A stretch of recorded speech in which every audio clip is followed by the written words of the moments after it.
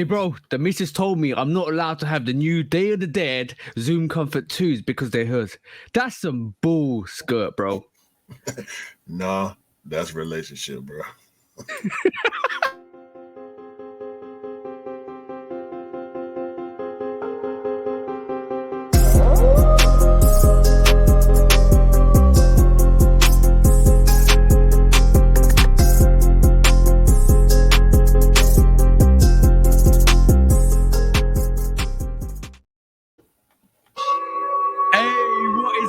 Hope you're all having a great time out there. Welcome back to the Shoe Dog Podcast, episode 89 with me and the bro 808 Kicks ATL. Hope you're all doing fine. Like we said at the start, please do like, follow, subscribe. Come and chat to us. Let's have a conversation. Let's break it down like we always do.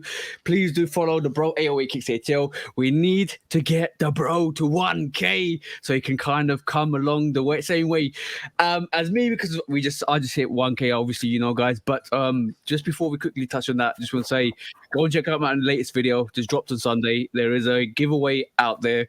Go and fill in the Google form. I'm trying to give something. I'm trying to give back.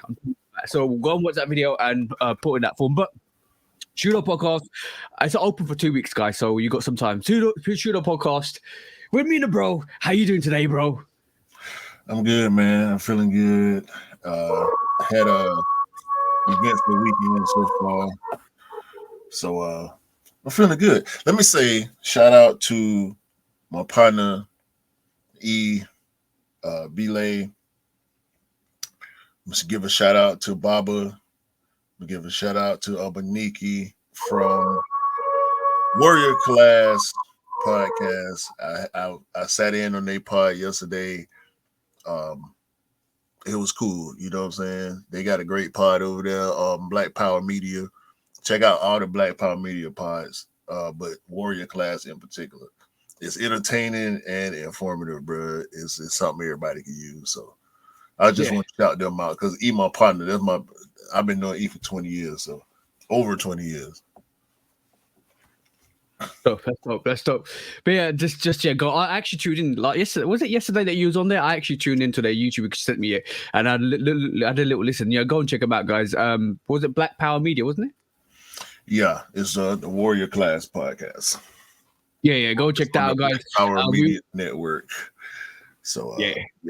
They doing some good things over there. They making some good moves over there.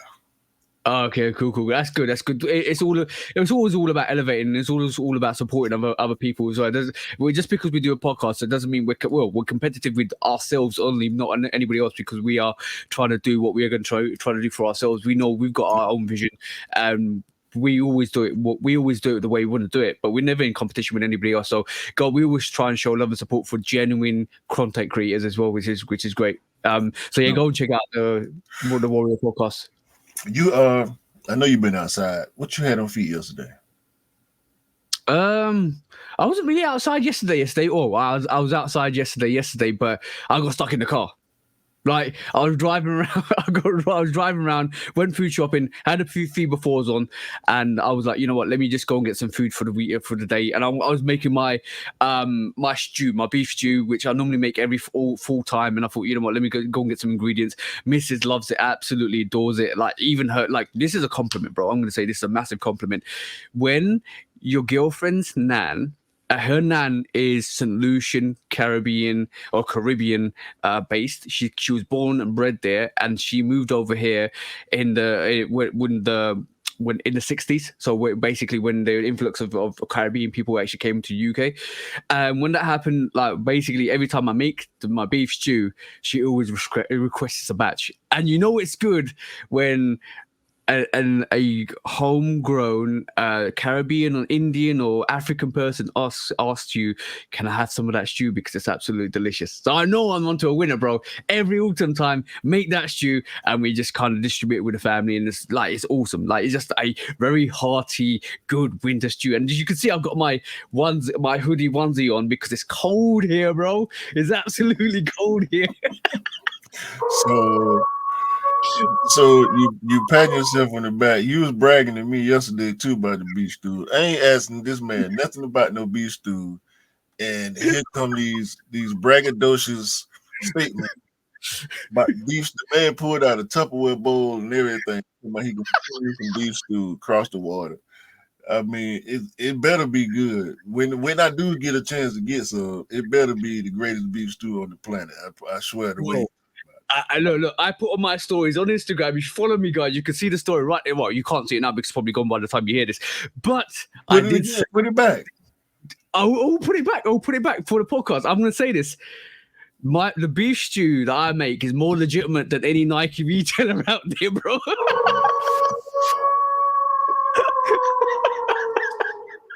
Second of all, you know what? Ain't no second of all. Because I asked you what you had on feet yesterday, and you did say feet before at some point in your rant, because it was a rant. I asked you what you had on feet, and we talking about beef stew now. But that's okay. That's the way the podcast turns, bro. That's okay. You did answer the question. You added some more commentary, but you did answer the question. I went ahead and undid my Chicago twos yesterday. Oh, that's a great shout. I'm gonna say this right here. I like how my Black History Month twos feel more than I like the way the Chicago twos feel. Oh, how comes? The Chicago two is they unprotruded,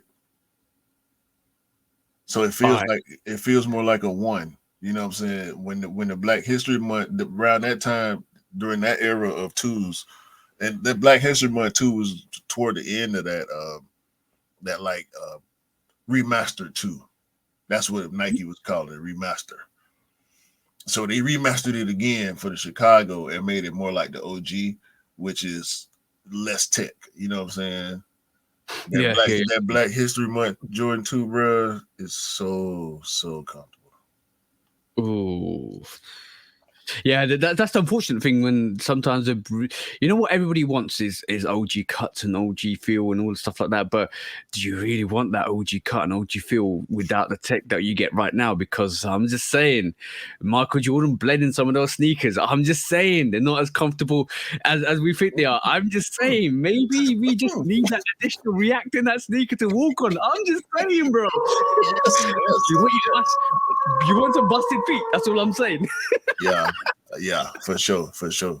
But yeah, man, they's dope. They look, the toe down on twos look bulky all the time. But if you can catch yourself in the mirror, you'd be like, yeah. The toe down to throw you off. I kept looking at the toe down like, they look big, bro. They look big. But when I got them in my hand, I don't feel like that. And when I see myself in the mirror, I don't feel like that. That's a very good observation. I've noticed this myself as well a lot of the time. And this is where when some people say, oh, I don't think I suit the sneaker, it's because they're looking down. They're looking down at the toe and you're like, that doesn't look right. But when you have a picture with it, it looks perfect. So your perspective to somebody else's perspective is different. And in majority of the time, that's the case. Because when I was started wearing even threes and fours, they look odd. They look just really odd to me because I'm looking at them like down. Threes I can agree with, not fours. I always like the toe down on fours. Actually, no. You're right. You're right. It was more the Tinker Freeze that looked way more bulkier or looking down than it was. But when you take a picture on the side, it looks perfect. And some of the pictures I've taken I always think, in my mind, when I always think about it, I think Jordan 5 is a bit more bulkier. But on feet, they look proper slim. I'm not even joking. And this is one of the things that my missus says all the time to me is, oh, I don't think Jordan 4 is in a smaller size. It's too compact. It looks big, but compactish. And that's what she gets because she looks at the sneaker downwards because the toe doesn't extend like a normal, like regular 8 or 9 size. She's a size 6, so it's a bit more compact. And she said that with that and the Jordan 5, but when she wears them, I show her the pictures on the side views, she perfectly likes them. But her perspective of it in hand and on feet is totally different because in hand it looks like a bigger shoe, but on feet it just fits perfectly. Bro, every Jordan and Nike and New Balance and Adidas look better on small feet. That's just a fact. Yeah. That's a fact we have to realize. And your girl might not feel like that, maybe because of her perspective, like we talking about, But no, it's a fact. It's a fact. I can't. And you know I'm a Nike whore. You know I am, right? Every time I see a woman wearing Sambas, I want a pair. Especially the white with the blue stripes, the ones Kendrick wore. Yeah. And then they doing these collab Sambas, bro. I can't remember the name because I don't be wanting to remember. I saw a summer collab yesterday, bro. Popped up on Soul Links. Oh my god! I think we're going to see a couple of Sambas today as well, so it might intrigue you. But am I detecting an Adidas little angel on your shoulder saying, "Buy us, just buy one, bro, buy one. No. It's fine." No, Nike won't know. Ain't gonna happen. Never. And that's when Nike on your shoulder drop kicked Adidas and said, "Nope." Forever, ever. Yes, forever, ever. Now, quick strikes. Let's go. All right, bro. This week was you know what? I'm gonna be honest. At the start of this month, did you not think Cherry 12s? I don't know if you're going for the Cherry 12s, but that's what my thought was. Cherry 12s. I'm walking away. Cherry 12s, and I'm done because this month is very quiet, and I'll just have a cherry on the top of an OG and walk away. What happened? That's not what happened. That's not what happened because this happened. Yes. The Jordan 1, is it Dia de Muertos? Yeah, that's the Zoom one that Comfort. The Jordan 1 Zoom Comfort 2 Dia de Muertos. Bro, is a super fire sneaker. It's a 5. It's a 5. It's 5 goes. No, it's a super goal. I'm not even joking. Yeah.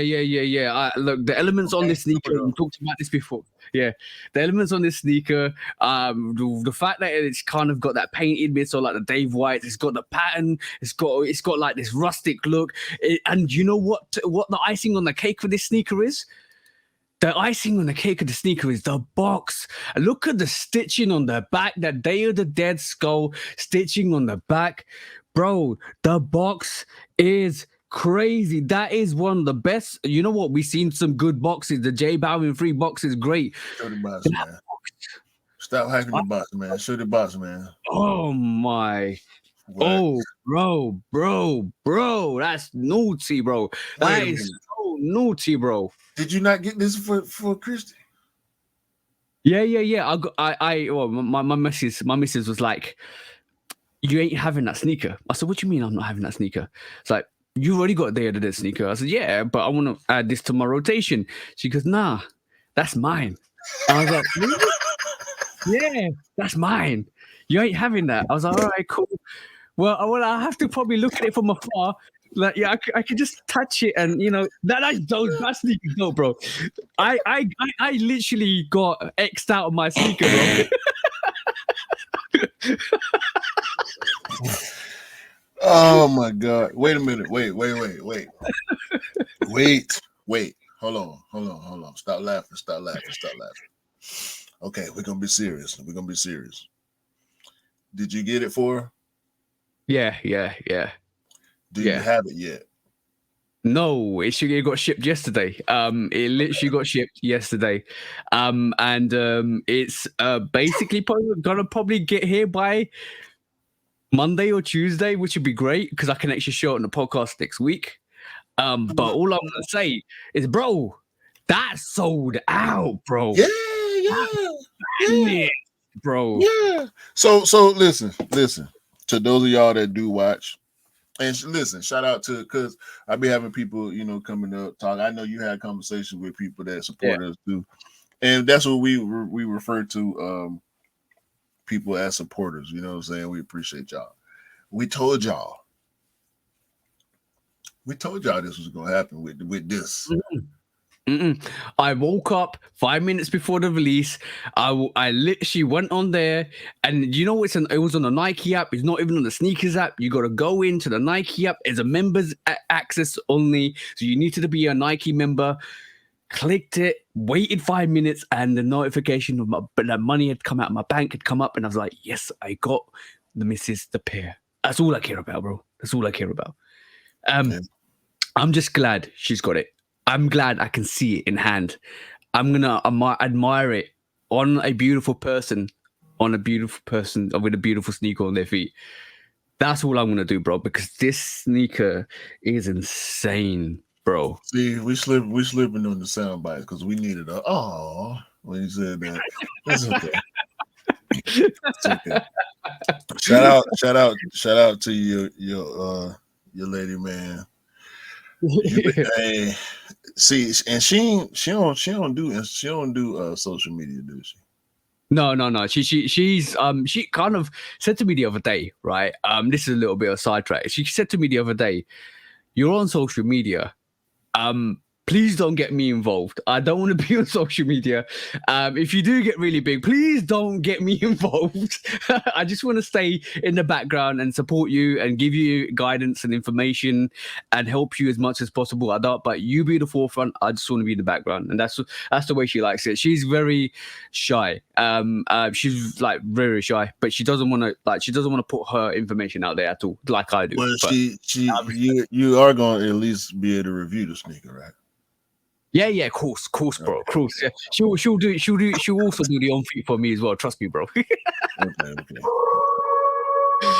You know what the last sneaker she got? What? It was the women's exclusive, that Jordan 3 that looked like that Birkin bag with a brown.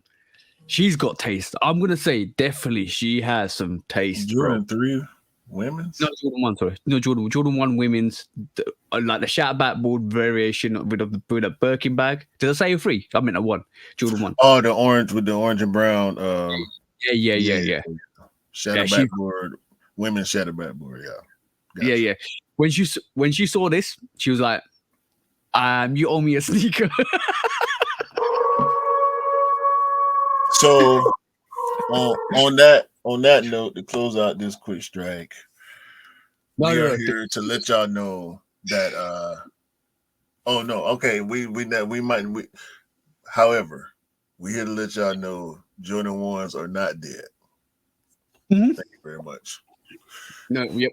Especially when you get Jordan 1s like this, which is special. This is what I mean by special Jordan 1s. We told you. Yeah, we told you. By the way, one of the female sneakerheads, shout out to the sis, London Show, came out and said to me, "Can you get me this Air Max 1 Day of the Dead, the pink little, like, you know, that pink Air Max 1? Yeah, they disappeared, and now I'm struggling to find out where I can get this for under £400." And I checked on eBay. There's only one size on there, size 11 for $290. That's ridiculous, bro. Like, everybody that's buying these pairs are actually wearing them. Yeah, it's I think it's a lot of y'all over there in the UK that ate these up. Yeah, ate them Air Max 1s, and we gonna talk. Let's keep it moving. Right, so moving swiftly on, bro, we had the Jordan 1 satin bread come out as well over the weekend. Sat. Yeah, bro. Full size outlet. You can, it is outlet bound, and it's really sad to see, because when the satin bread actually originally came out, which was super limited, so like just over 500 pairs, it was going for over £1,000, and they dropped it, and it's sad. I think it was the wrong time and wrong climate to release this as well. Bro, but yeah, that's massively, which was unfortunate. I think, you know what it was? Somebody on social media put out that he put them on feet and creased bad, and a lot of people saw that and like, nah, I'm good. I don't. And then, to be honest, this is why. What's that? Guess what? They go to Flim Flam. Oh, oh, oh! It's interesting when you look at it intercontinentally, bro. It's the flim flam, bro. I think this is the flim flam. I think this is the sneakers flim flam. We gonna see. I've seen this sneaker restock 6 times this week. This past Okay, week, so you think that there's like a little bit of a water drip here, where this dripping the releases slowly but surely. yeah, I think it's a little bit of flim flam going on here. Yeah, maybe. Now, I know the ladies jumped on this. They Yeah, know this. Shout out to all the ladies that love this sneaker and do it right, because it can be done right. I don't like it because of the aglets on the lace holes. You know what I mean? But shout out to all the ladies that's doing it and pulling it off. It is a dope sneaker, but I think they fudging it, because based on what you seeing over there, yeah, if we put this with what you got over there, we in the middle, and I really yeah. think it's somewhere in the middle. I don't think it's really a sellout like it's looking on sneakers. Yeah. It's sitting at most of the retailers here as well, which is probably the reason why sneakers haven't done what they normally do, is literally take it off and kind of say it's sold out and just drip it through again. But yeah, that the satin breads came out, but last but not least, bro. Damn, bro, like the Amamania air shit restocked. I looked at it a few times. I looked at it And it's still full size run, bro. right now. Yep. So I was wrong, apparently. Or you tell me if I'm wrong in my adjustment on see, because I thought it was 2,500 like the blue one. Was it not 2,500? Nope, doesn't look like it, bro. I do believe this is a bigger release. I think some of the sizes are sold out. When I go to size 11, it's still there, which is our size.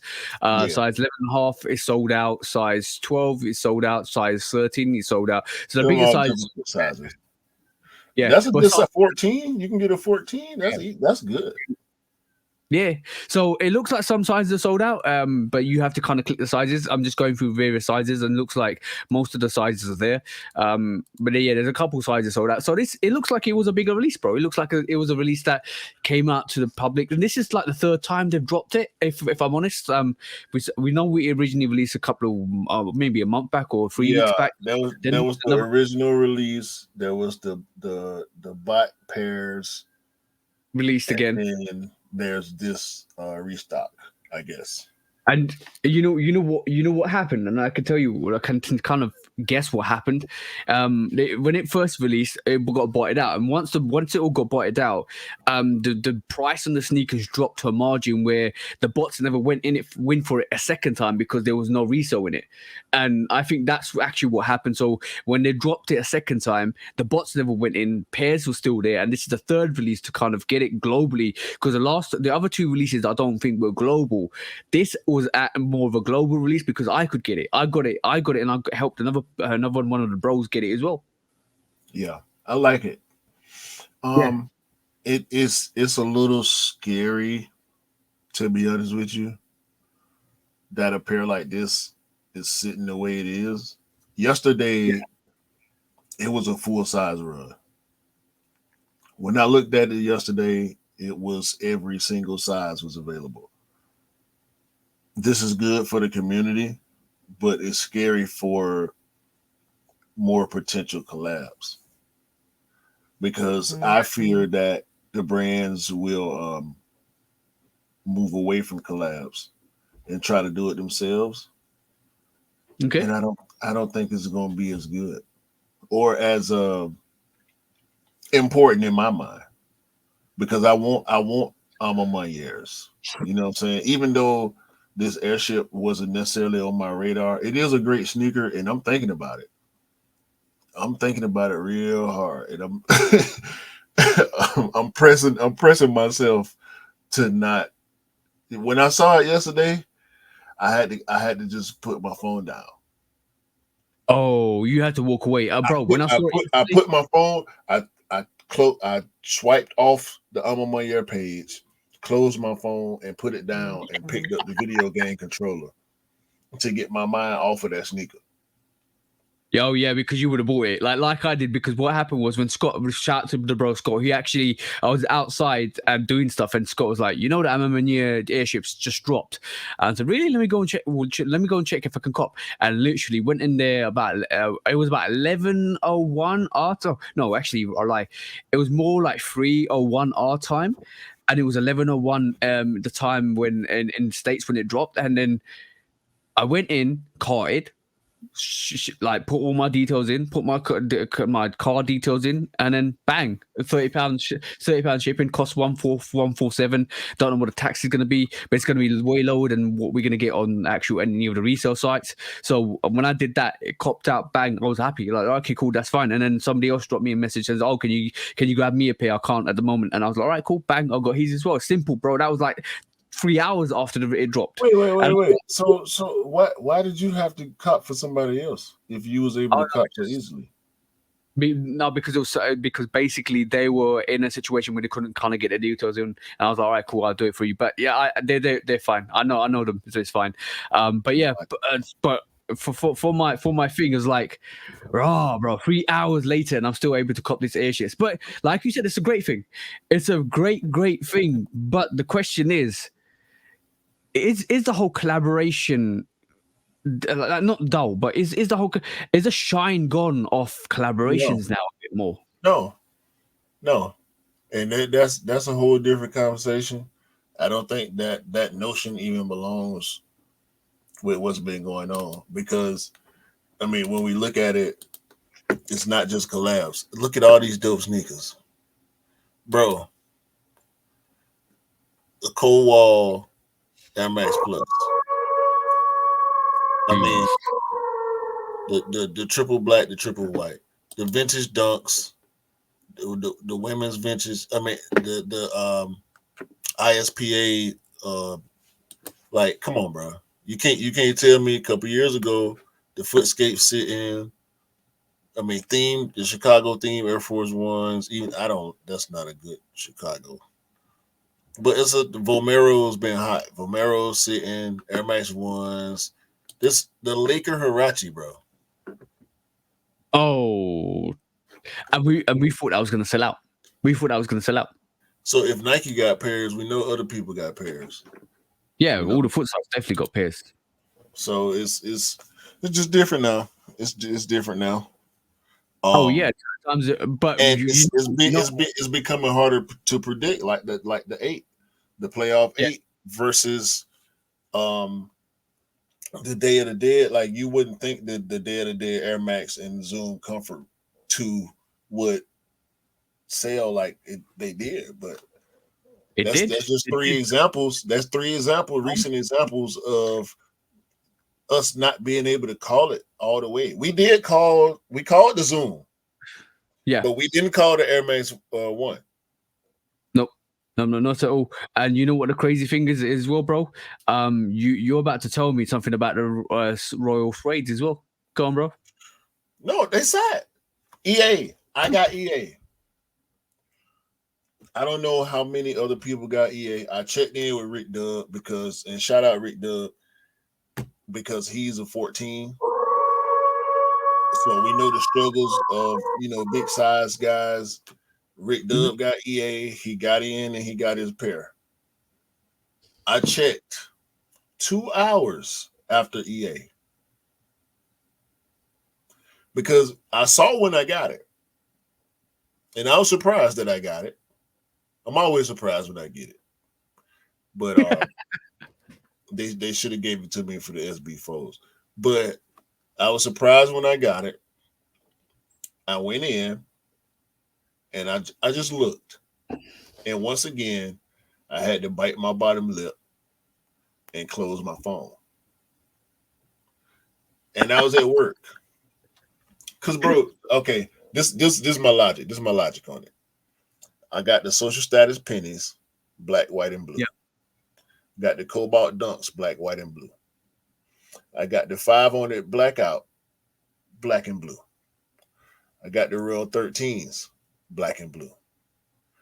I got the Royal Toe 1s, black, white, and blue. I don't really need another black and blue shoe right now. Yeah, I can understand that. I can definitely understand that. But if it was a leather royal, that would have been a different matter. Totally different. Totally different. Yeah. Totally. I can understand that 100%. You know what? It's quite But- you know what's But that shoe sacked, full size run. Maybe some people started pulling the trigger towards the deadline because they're not gonna sit. They give you got a certain amount of time. And Yeah. Nike gave me the heads up, like, all right, now you're running out of time. And I was like, okay. And I hated passing up on EA, bro. But ain't nobody talking about that sneaker, bro. None of the people that come and ask me about sneakers they're talking about that sneaker.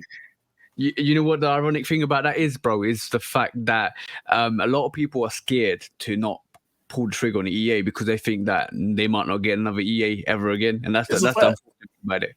Yeah, but the funny thing with that was, like, bro, I'm looking like you just sparked a little bit of an interesting conversation here, which I don't want to elaborate too much on, but the only Jordan 1 reimagined that actually sold out was Chicago. Like even the pattern bread stood around a bit.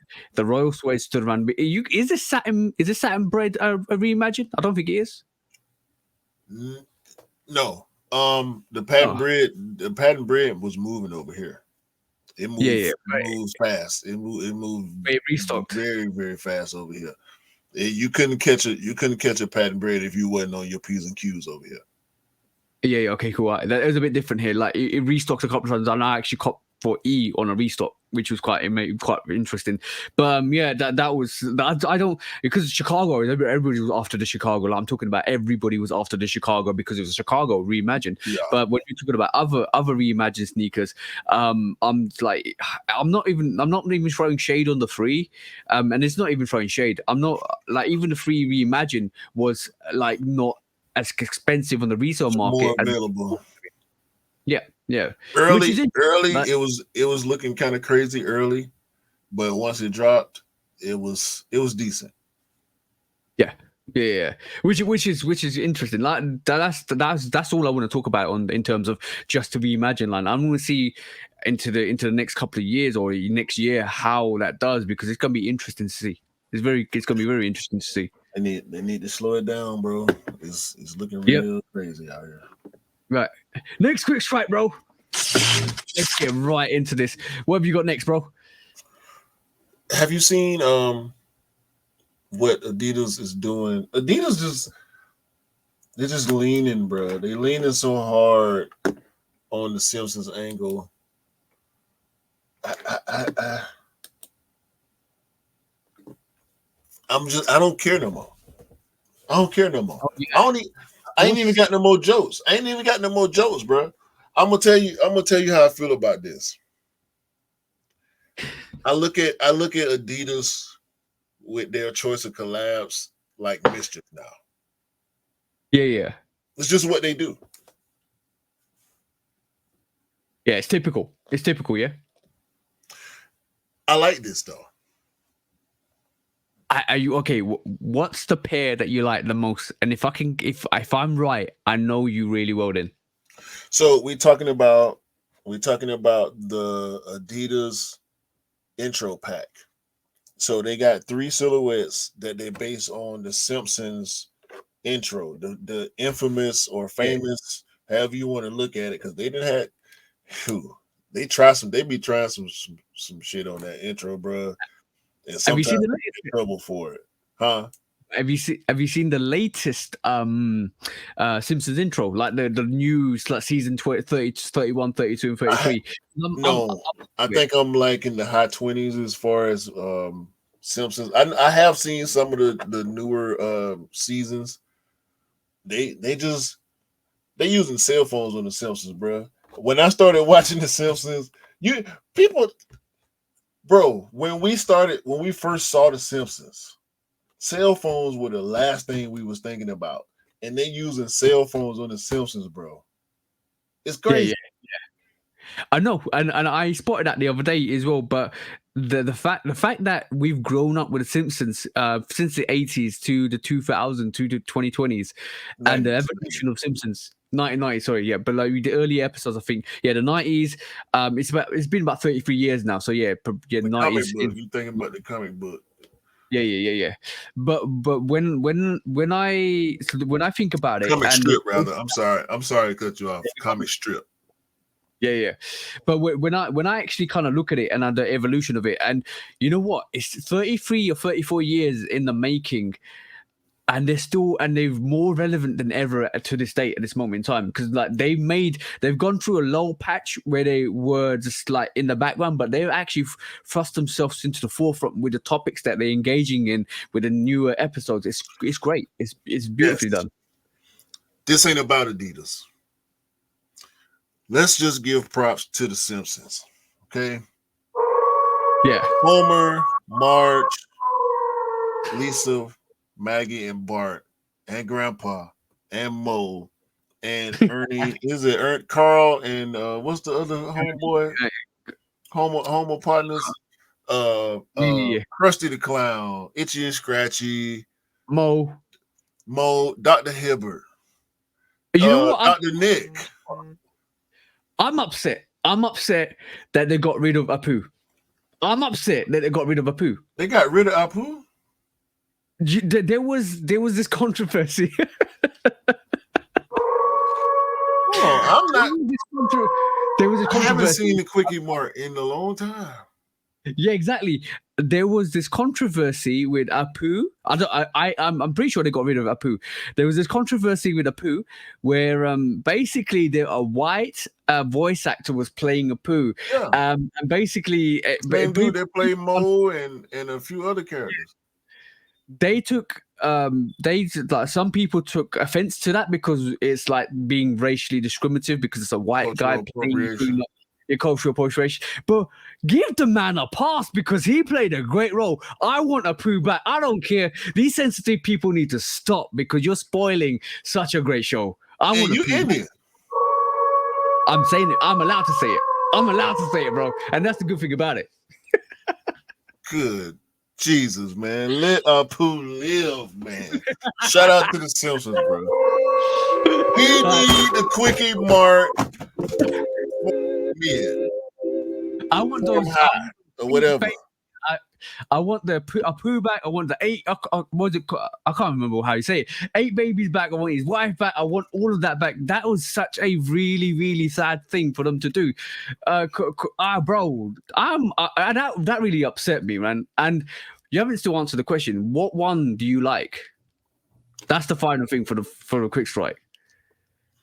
I like the. Is this a rivalry? Yeah, I think so. Yeah, you're talking about the cat. Huh? Yeah, you like that pink, brown, aqua blue. Yeah, I like that too. I think that's dope. The color blocking looks dope on that. It's the couch scene. So there's the superstar clog, which is the clouds at the very beginning where you see the Simpsons come down. Simpsons. Yeah. That's what that represents. There is is this a campus, a forum, or what? What is this?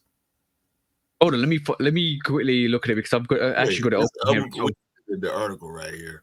I mean, it's got to tell us. Right? I ain't did no type of forum low. It is a forum low. It ain't got no strap though. That's what's throwing me off. Right. So the first. What happened? Go ahead. So I'm gonna go from the Adidas NMD G1 is the Homo, the whole all yellow sneaker. We've got the Adidas Adi Foam Superstar Cloud, which is the blue sneaker. I think that colorway looks dope if I'm honest.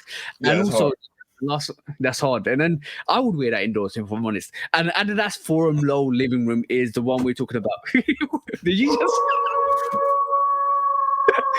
clock onto what I said? Yes, I will wear that indoors. Next quick strike.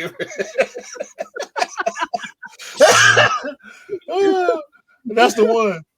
That is the one I wear that indoors. Yeah, we got him. Bro, that's two jokes. That's too much jokes. But but I like the colorways. You know what? However much you want Adidas to kind of keep doing something different. Like I do appreciate when they actually bring a nice good colorway to its collaboration. I've seen them a couple of times do that. But talking about collaborations again, just staying quickly on with Adidas with a quick strike. Adidas have got their own range of Day of the Dead, which is basically a collection of campuses, Gazelle, one campus, one Gazelle, one Samba, and obviously you can see the colorway. The campus is orange, the Gazelle is yellow, and then you got the Samba, which is green. I think the campus and the Samba are more of a suede texture, and the Gazelle is a leather texture. And I like them. I think they're dope. I don't think they do. I think they take the color inspiration from the Day of the Dead and bring it to the sneaker. And I think they did a really good job with it. If I'm honest.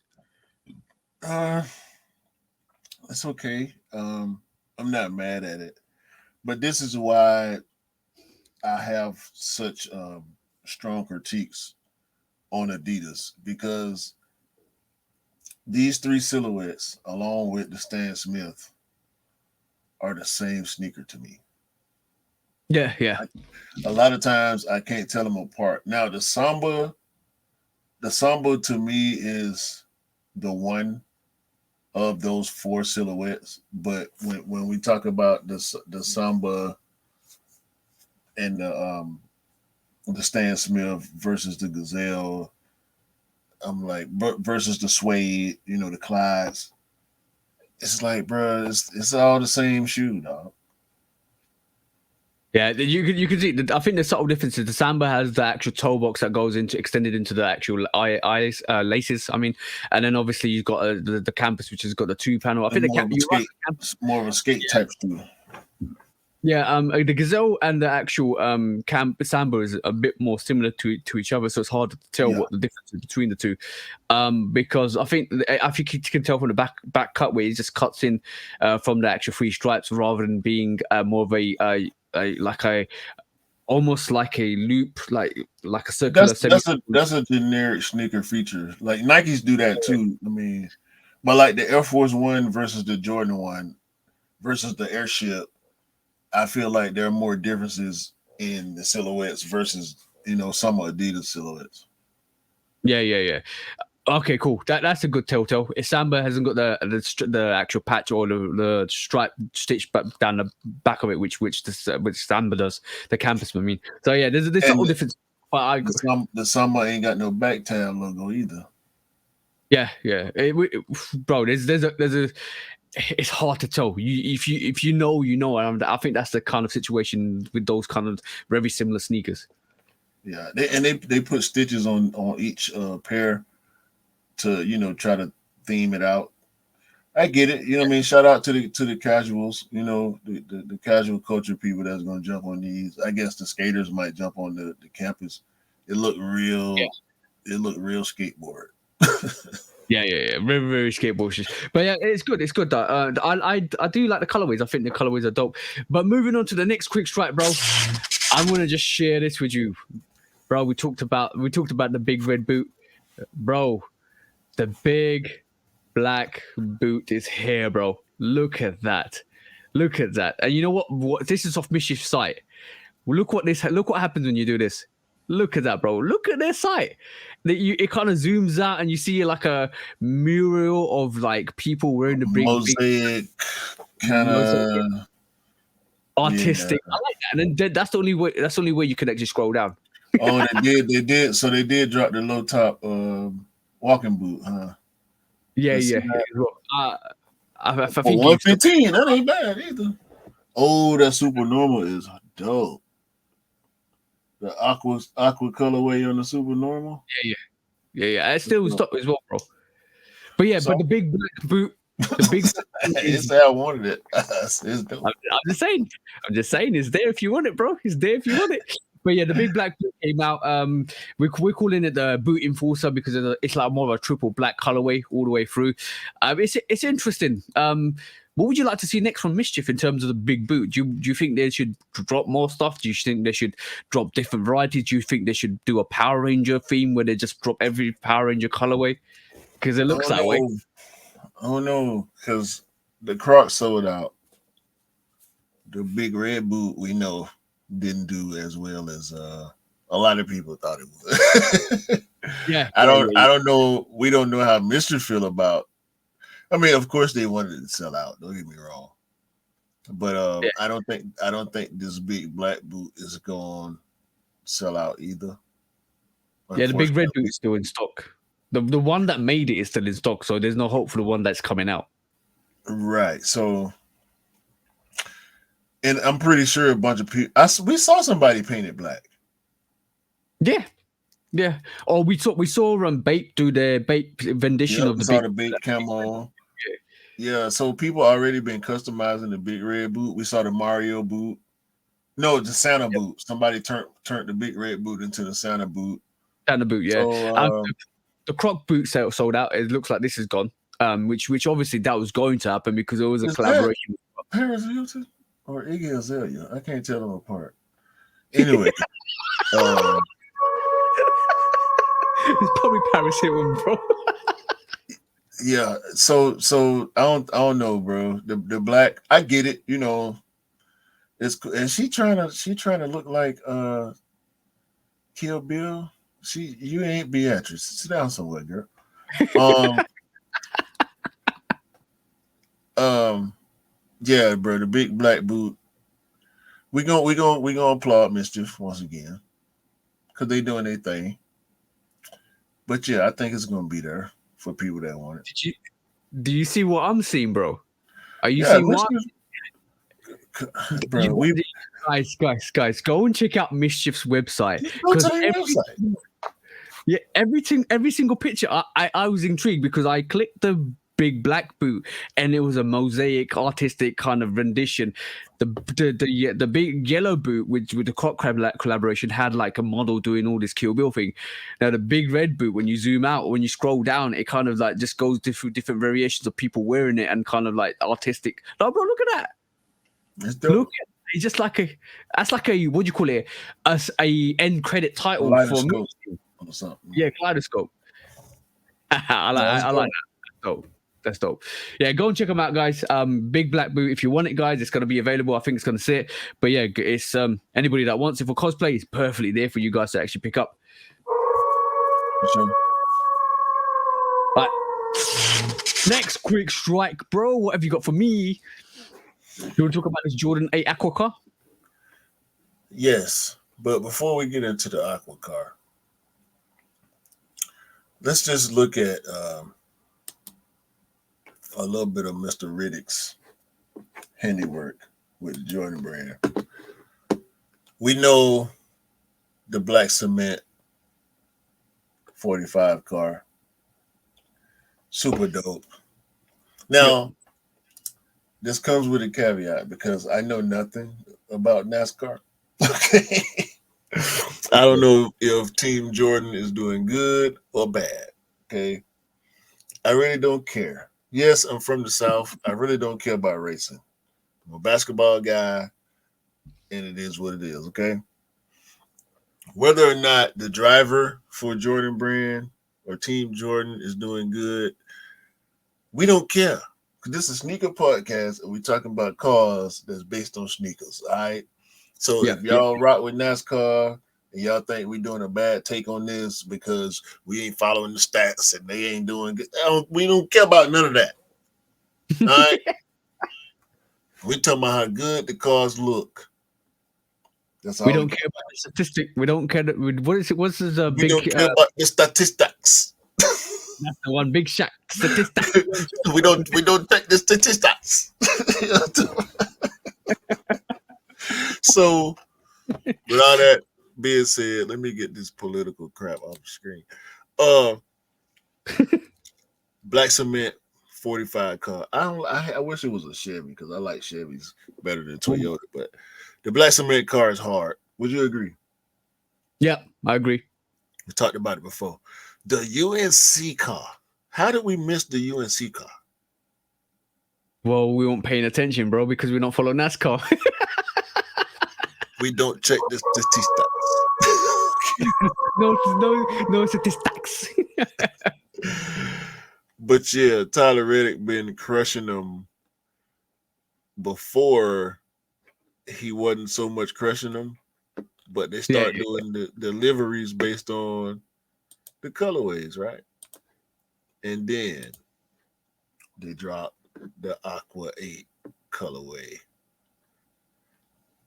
This bro. is by far the best Jordan car livery colorway. Yeah, you know why it's so good. It's because it's got the 8 tab. Behind the tab, you get that pattern. It's most of that pattern comes onto that actual car, and I love that almost like a tribal pattern on that Jordan 8. It's so beautiful, so beautiful. Yes. Yes. The Goodyear, the yellow Goodyear on the tires actually pops with the colorway too. Just everything about the green with the monster, the golden arches from Mickle Dickles. They don't all the other brand sponsor Hold on. stickers blend in with Did you call them Mickle Dickles? yeah, I don't eat their food. But yeah, bro. All the other stickers, the Goodyear and all the other brands, it blends in well with the colorway because there's so much going on, bro. This is the dopest NASCAR I think I ever seen. Yeah, yeah. It looks up. The whole execution of that looks absolutely dope. I like that a lot. Y'all go check out Tyler Riddick, man. The Aqua 8 car. It's crazy. Yeah, it's crazy. But next quick strike. I was gonna tell you, or I was gonna ask you whether what one you like, but I kind of know what one you like, so there's no point asking you the question because you like the Aqua 8 car, don't you? Oh yeah. Yeah. I Well, thought so. The UNC is hard. I mean, light blue. Now I do know this much about NASCAR. Light blue cars because of Earnhardt. That ST was it STF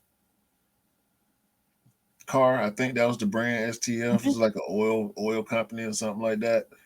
Dale Earnhardt Sr. I think that was Dale Earnhardt Sr. That '88 car. It was blue. I know that from I like Mm. that's burnt into my memory as a child when I first figured out what NASCAR was. You know what I'm saying? Because Hot Wheels, I had the Hot Wheels car. And had I known then what that car was, I would have kept it. Yeah. Actually, yeah, the black car. I had the '88, the black '88 Dale Earnhardt. I don't think I had. I'm I gonna might have had the blue one. I remember having a blue Hot Wheels. I don't know if it was that one though. I'm gonna quickly say something. If you guys, I'll give you guys all a piece of advice, right? This is brilliant advice as well. If you've got any retro gaming, any retro videos, movies, all of that stuff, and if you've got them in mint condition, don't throw them away, guys. Because I'm gonna tell you something that's gonna probably shock you guys. Pete Davidson. I don't know if you like him or whatever, but he's a very intelligent guy because he went out and brought every single dead stock vintage VHC tape. Right, we're talking about the old tapes, the before we got into CDs and stuff like that, and he had them dead stock for 20 years, bro. How much do you think one of those VHS sells now? Too much. He sold Rocky dead stock for 27 grand, bro. That's crazy, bro. So if you've got any vintage stuff out there, please store it. If it's dead stock, if it's not open, please don't open it because maybe in the future you could actually kind of have a value on that actual product. So don't sell your stuff. And this Actually, is why a lot of people hoard stuff. right. And this let y'all know just how much I know about NASCAR. I'm wrong as hell. Dale Earnhardt Jr. Drove the number 8 car. It was Okay. I'm looking at the only thing I feel like I remember is Dusty Baker. I think I had a Dusty Baker car back in the day. He wore 88 long time ago. Okay. Wore 88. Drove the I, 88 car. I'm gonna say what you said earlier to me. I know nothing. Trust me, I know Yeah, nothing about no, NASCAR. nothing. We can start talking about NASCAR. If you talk to me about Formula One, I'll talk to you about Nigel Mansell, Michael Schumacher, Damon Hill. I'll talk to you about all of them. David Coulthard. I'll talk to you about all of them because I used to follow it back in the day. But NASCAR, no, bro. All I know is they go around in a circle constantly. Yeah, I know nothing. Moving on to the next quick strike, bro. I apologize for the misinformation. That was trash. That's fine. Bro, that's fine. Well, at least you corrected yourself. That's the most important thing. But you're not gonna like this one, bro. This is the Adidas Y3 Gendo, bro. This is what I was talking about yesterday when I was talking to you about this Y3. This is obviously, and I know you got your hands in your head in your hands. I should say this right. You got your head in your hands because you've just seen this sneaker that almost looks like it's an ice skating sneaker. So the Y3 Gendo, right, is based on the Japanese cultural thing like called Ma, which is basically more of a thing which involves negative space. When we talk about negative space, we talk about like using artistic designs to focus on negative space. And obviously with this sneaker, the negative space is between the midsole and the upper, and this is why you have a massive gap of air, and this is more of an artistic design. I'm not making excuses. I know what you're gonna say, bro, already to me, because you're just gonna say, what's the point, this is trash, and move on. I know that. I just want to let you guys know that this Y3 Gendo exists. Now you can have your rant, bro.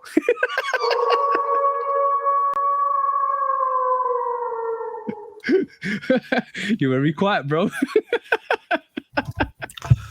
Adidas, come here real quick. I'm gonna talk to y'all. So we got the Simpsons, and I gave y'all, give me y'all grace on the Simpsons stuff, because we all love the Simpsons. It ain't about sneakers, okay?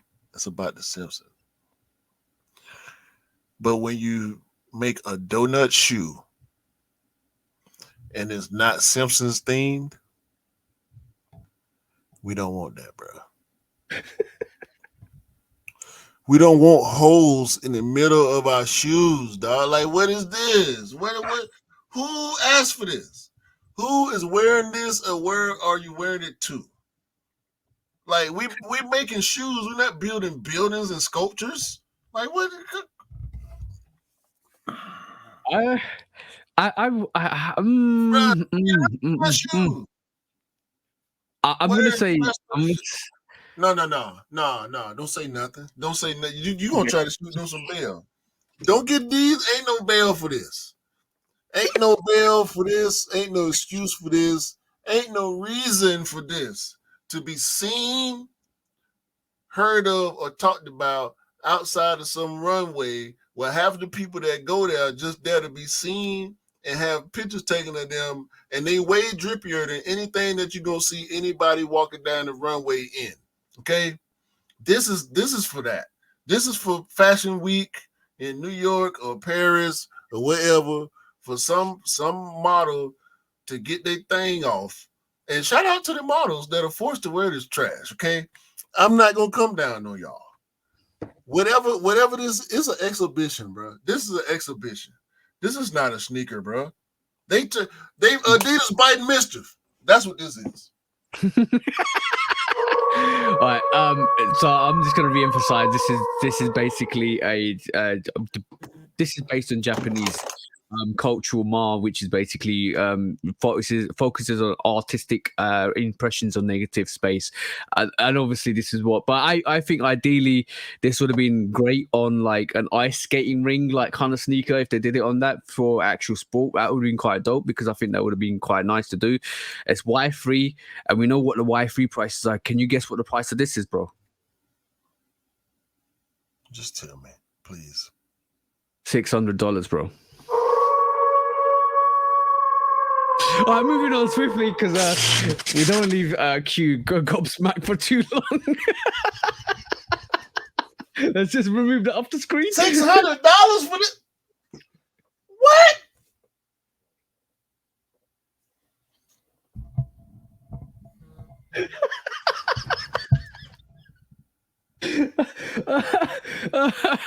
All right, cool. Next quick strike. Let's talk about Reebok, bro. Let's move swiftly on to Reebok, bro, because they're doing some good things. They're doing some good things.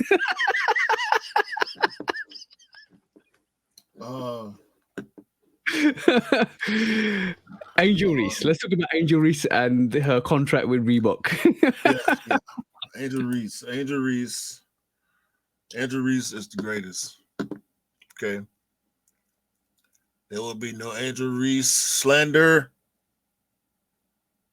in my vicinity. Okay. If you don't like Angel Reese, don't ever talk to me about Angel Reese. Okay.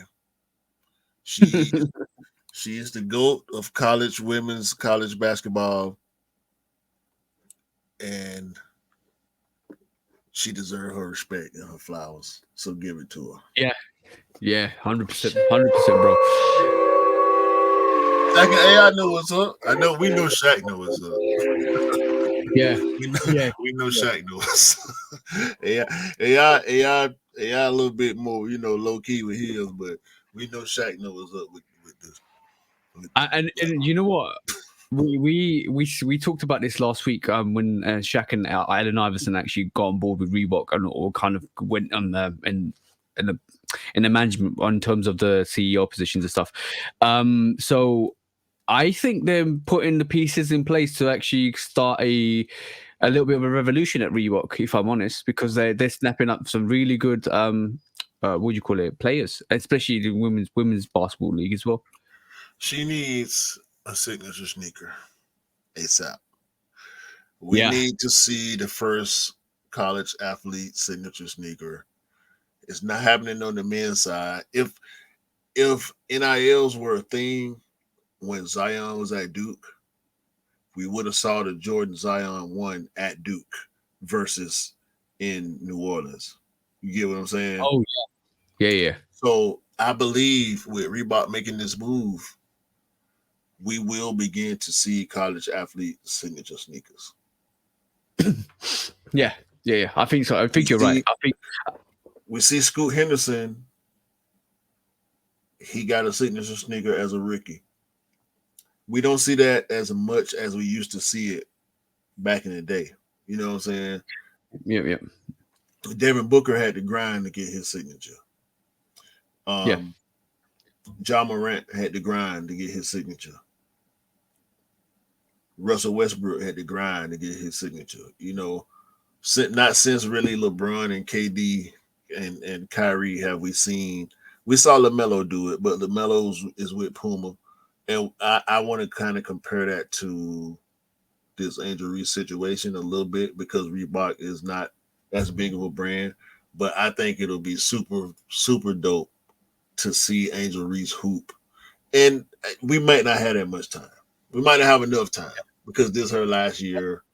So yeah, but you never know because basically, I you know what, the brand Puma and Reebok I aren't scared to do that, and I think it's a good thing because I think they're starting to lead that range a bit more, especially with the college range and the rookies, because it means that they can swoop in and give these rookies in college, like especially with the new actual situation, they can basically go on NIL situation. They can basically go in and get some of these players and give them shoes and kind of grow that and actually be enthusiastic with their future development of their career. And I think that's a good thing because they're leading that, which means I don't think Nike's happy with what they're doing with the basketball range because they're dominating that. But it takes an underdog or undercard to do something and to keep pushing it to make people see that that's the way they should be doing it. See what I'm saying? Yeah. Yeah, which is good. It's definitely good. And I definitely heard rumors that there might be a sneaker in the works for Angel Reese. So that could be possibly a thing. It'd be good to see. Definitely good to I see. hope so, bro. And again, I'm not a LSU fan at all. I just respect what they doing. And the way they doing it, like being so outside with it, they popping. You know what I'm saying? Like they put it in everybody's face. Flage dropping albums. Angel Reese is everywhere doing her fashion thing, her modeling thing. It's just so dope to see, bro. These kids I mean, Angel Reese, she might be like 21, 22, something like that. You know, Yeah. she a senior. She got an extra year because of COVID. I believe that's how it went for her. Because I don't think she redshirted. Like if you see the girl play, she's her on the basketball court for real. You know what I'm saying? And I talked about this with Miller. Them shout out if the shoe fits. Angel Reese said last year when they won a championship, she's making more money in college than she will potentially in the WNBA. Oh, So whether or not she'll go pro for the W or go overseas or not even play basketball anymore is a big question. You know what I'm saying? that's sad. That's really sad because like I'm sitting here and I'm thinking, like there is definitely potential. No, there's dope women's basketball players out there, but like who could mimic in the basketball theme context? Who could mimic in the women's league a LeBron or Jordan?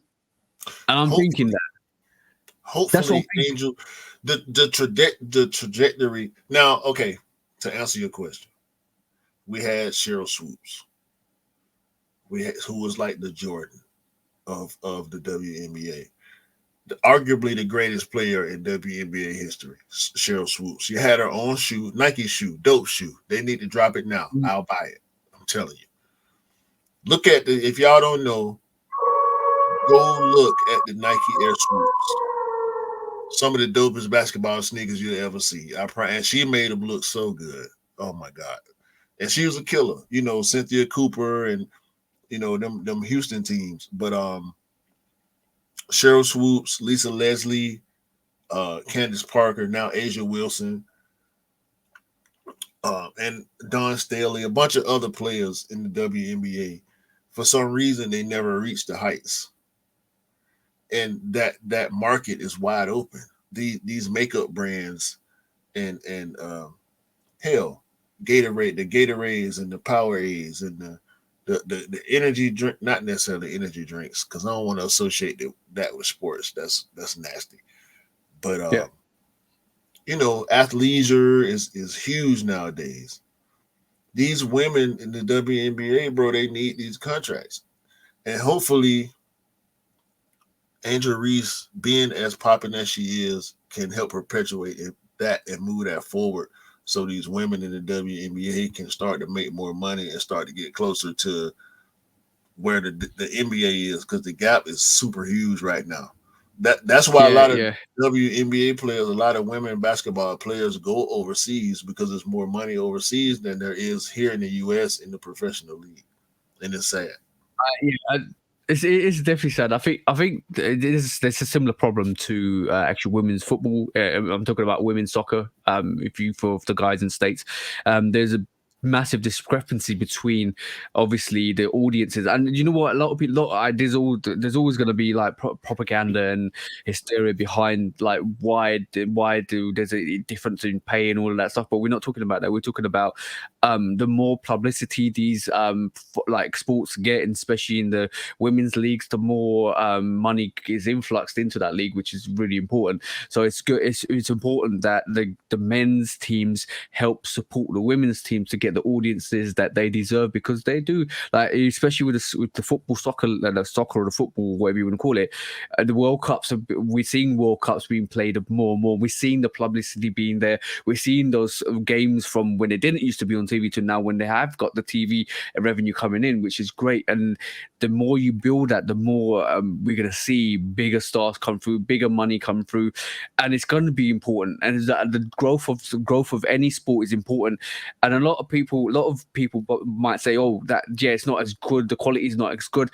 But everything starts from a basis. Everything starts from a seedling, and then as soon as you plant and grow it, it gets stronger, and the techniques get stronger. Like I'm talking, if it's just football alone. Before the Premier League was about, football wasn't as technically sound as diet sound as it is now. So everything grows eventually, and that only came around in the 2000s anyway. So it's been a short period of time in the last 20 years since the growth, exponentially growth of football or soccer in around, especially athletes are now playing past their 30s when they used to retire at 30. See what I'm saying? Yeah, bro. Yeah, bro. It's out. I want to see Angel Reese go to the WNBA, but she might be too big for it, and that's crazy to say that a player is bigger than a league. Yeah. Then this is why I say she could be the Jordan for the women's NBA, women's button and so I'm just saying like you W. like we It's can't so remember 1985. it's Can we so like it's so different though, bro. Like when the players talk about it, when WNBA play, I sat there and watched Cheryl Swoops on Gil's Arena, and shout out to Gil's Arena because they talk real basketball from a player's perspective. They had Cheryl Swoops on there, and the passion that she showed in some of the statements that she made on there, like bro, you can't help but feel. And they have a current WNBA player as a part of their cast too, and I can't remember her name right now, but when they talk about the game and the difference in the WNBA and the NBA is worlds apart. You know what I'm saying? It's just sad, bro. And I fear that Angel Reese might be like, nah, bro, I'm gonna go do something else because I can make more money. You know, because she popping, and as popping as she is, she's more popping than the average WNBA player. She may be more popping than the most popping WNBA player, or as popping as the most popping yeah. WNBA. So why would she want to go there and and I'm not trying to slight her work ethic or her drive or anything like that. But if she's more successful than she would be from basketball, she may not choose basketball. Yeah. But I have a feeling that she is in safe hands with Shaq and Iverson. Oh yeah, no, that's this a bag right here. This a bag. Now, Not even that. I think it could be a shining model to her career going forwards to guide her the right way to what or the deal she needs to do, the acquisitions she needs to put in place. Because like you can substitute some of the wages with commercialism and not commercialism, but commercial contract with like right, you know what I'm talking about. So maybe she's made the best move she could ever do. Nike should have signed her because LSU is a Nike school. Well, that's bad. Flage, they better sign Flage. Nike better sign Flage. Or Jordan Brand went up. Y'all better sign Flage. Flage, she was a freshman last year, so Yeah. she got a few more years. Y'all better pick up Flage because if she keep rapping the way she do, and they keep winning, hopefully they win another championship. I want LSU to win 4 straight with But with this is with, just with go Flage. this goes back to what I was saying, bro. Like Puma and Reebok are leading that route. Like you need to get on board. Yeah, very surely. But I want a quick question, bro. Just a quick question. It's very short. Let's wait for this music to play up. Do you prefer the Jordan Bayou Boy, or do you prefer the Jordan Voodoo Zion? Both of them are Zion 1 and 2. What do you prefer, the Bayou Boys or the Zion or the Voodoo? Voodoo. Okay, because the Bayou Boys was the first one, the first It was a Zion. Zoom though. Yeah. When I first looked at it, I was very intrigued with that, the way that was executed as well. Yeah, That- it's cool. I give it like a 3 out of 5. It got my attention. That's probably one of the main reasons. Not the main reason. You were the main reason why I got the Voodoo, but the main reason why I actually paid attention to the Zion sneaker was because of that Bayou Boy. Yeah. I just wanted to know. That. Yeah. Moving on. Next quiz fight, bro. I was talking about this with you yesterday, so we introduced it. You introduced this on the podcast. The Bape celebrating the 30th anniversary with a collaboration with Adidas on the Stan Smith to do a golfing sneaker. Yo, bro. Is this kind of a little bit of a bite on Nike with all their golfing range sneakers with the 4s and the Travis Scotts that they've done?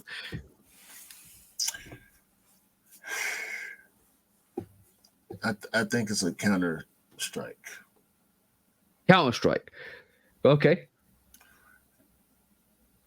Trends. It's all about trends, bro. We talk Yeah. about this often. You know, Nike's having success with golf, so everybody else wants success with golf too. We saw. Did we see another? Was it another brand or was it a different Adidas golf shoe a couple weeks ago?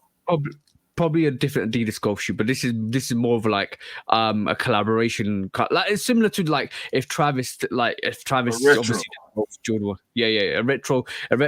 We did a collaboration doing a golf shoe, and this is like Adidas's response to that counter, like you said, the counter strike to that. Adidas, Stan Smith, Bape, doing a golf shoe. And to be honest, like I can understand why they would have counter strike. Golf obviously is something that's introduced, like coming through more as a cultural significance with sneakers. Obviously with the Jordan 4, we've had Travis Scott swinging for the heels, and we've got Khaled swinging for the heels with Jordan 4s on. So we see that, and I think a lot of people picking it up. It kind of reminds me of the slide wars. Yeah, yeah. It's just competition. I really don't. I really don't see anything wrong with it, but I think it's going to be the same result as the casual space or the retro space for Adidas trying to jump in the golf game. Yeah, but talking about that, bro, they actually sold out. There's only one size left. Sure, sure. Um, Like sizes, US 8 and the US 9. I can see that. I can see that. We don't know where the crossover between golf and streetwear or golf and sneaker culture is for real. Speaking of which, um, we both admitted on IG to kind of being a little wrong about the whole Yeah, golf. I was you to say The I was waiting Travis for you. Scott release, the way they made people, and it was a virtual range that you had to sign up for, and you had to come and actually drive a ball 200 yards on a virtual golf driving machine or whatever. We called it protection. It's gatekeeping. Yeah. And on reflection, it is gatekeeping because we forgot the last element to that. We talked about it through the sporting aspect. We talked about it through this casual aspect. We talked about it through just the brand expanding and commercialism, but we didn't think of it from a political aspect. Because what was my response to you on that? That it was something to do with Tiger Woods not having the door open enough for them to actually throw out gatekeeping. And that was my response to what you said to me was like, yeah, we were wrong, bro. And I agree with that because like it's golf was very protected and it's still very protected in terms of who can play, where can play, who's got membership. It's a very private kind of club aspect to it. And yeah, I think we were wrong. I definitely think we were wrong. Yeah. Shout out to Shoe Fiend. He brought that to my attention. And he's still going in on the comments as we speak. Is it?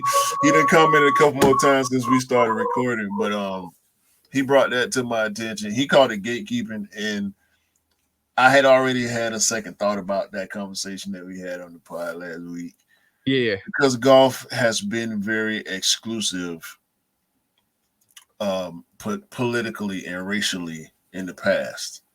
So Yeah. your Tiger Woods point is right on.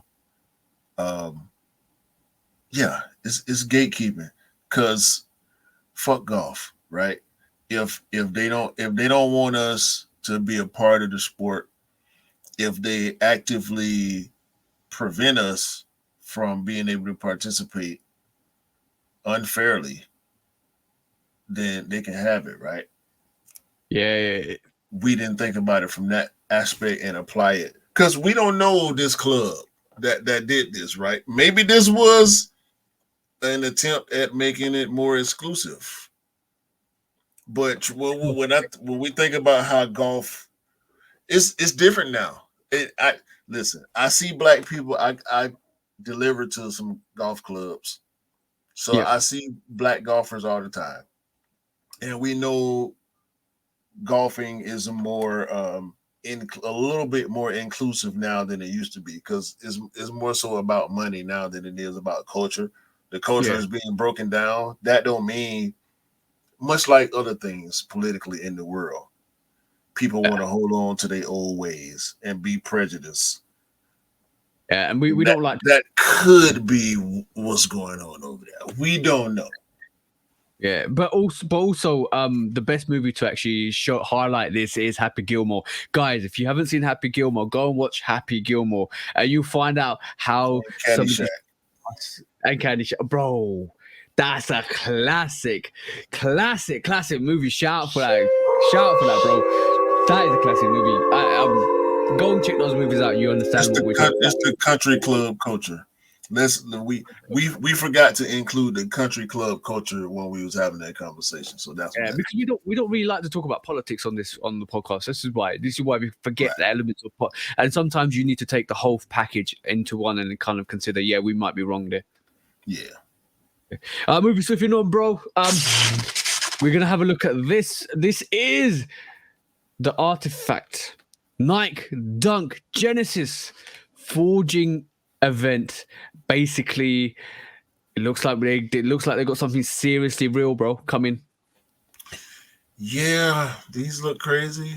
Shout out to Mr. Miller. He caught. So I guess we'll find out in June. What? June 24. 8 months. June 24? Bro, is this a pre-order? Yes. So a lot of people have been talking about pre-orders over the last year.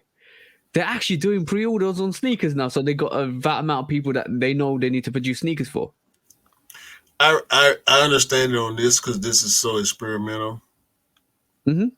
And they don't want to spend the money before they know it's gonna move, because Yep.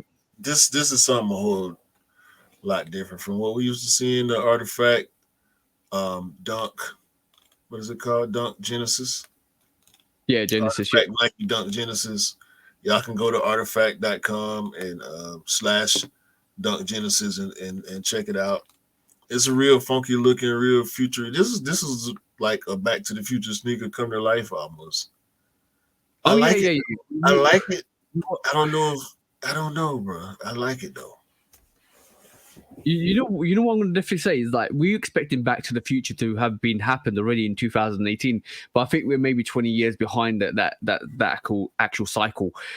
So we might see more futuristic stuff come through in the next 10 years, which will be quite interesting to see. But yeah, it's good to see, bro. It's definitely good to see that we're getting something unique and something different from that. Actually, just from NTFs as well. NFTs, sorry, not in the NTFs, NFTs. So that's interesting to see that it's starting to show some flower. Yeah, bro.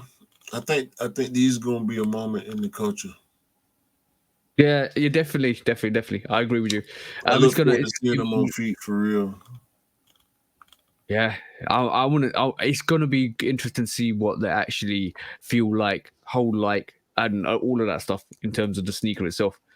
But yeah, that's coming soon. But yeah, pre-order, bro. That's if that works, maybe 2025, 2026, we might see more of these releases being pre-ordered, especially with what's happening in the current climate. You never know, bro. Yep. Yeah. Okay, that was the quick strikes. Unless you got anything else to say, bro. Nope. Okay, cool. We go on to a special segment, bro. Let's do it. Waiting on you. Waiting on me? Go, bro. No, I thought we were gonna do the new Q's tips. Oh, why you didn't just say that? I didn't know this was what you wanted to do right now.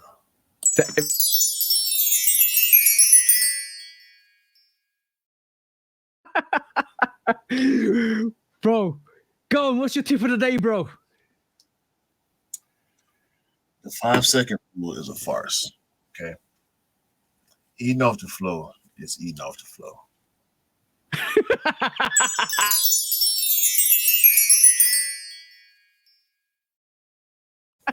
And that's the bottom line, because Stone Cold said so. Yeah, germs. Wait. That was Q's tip of the day. Don't eat floor food.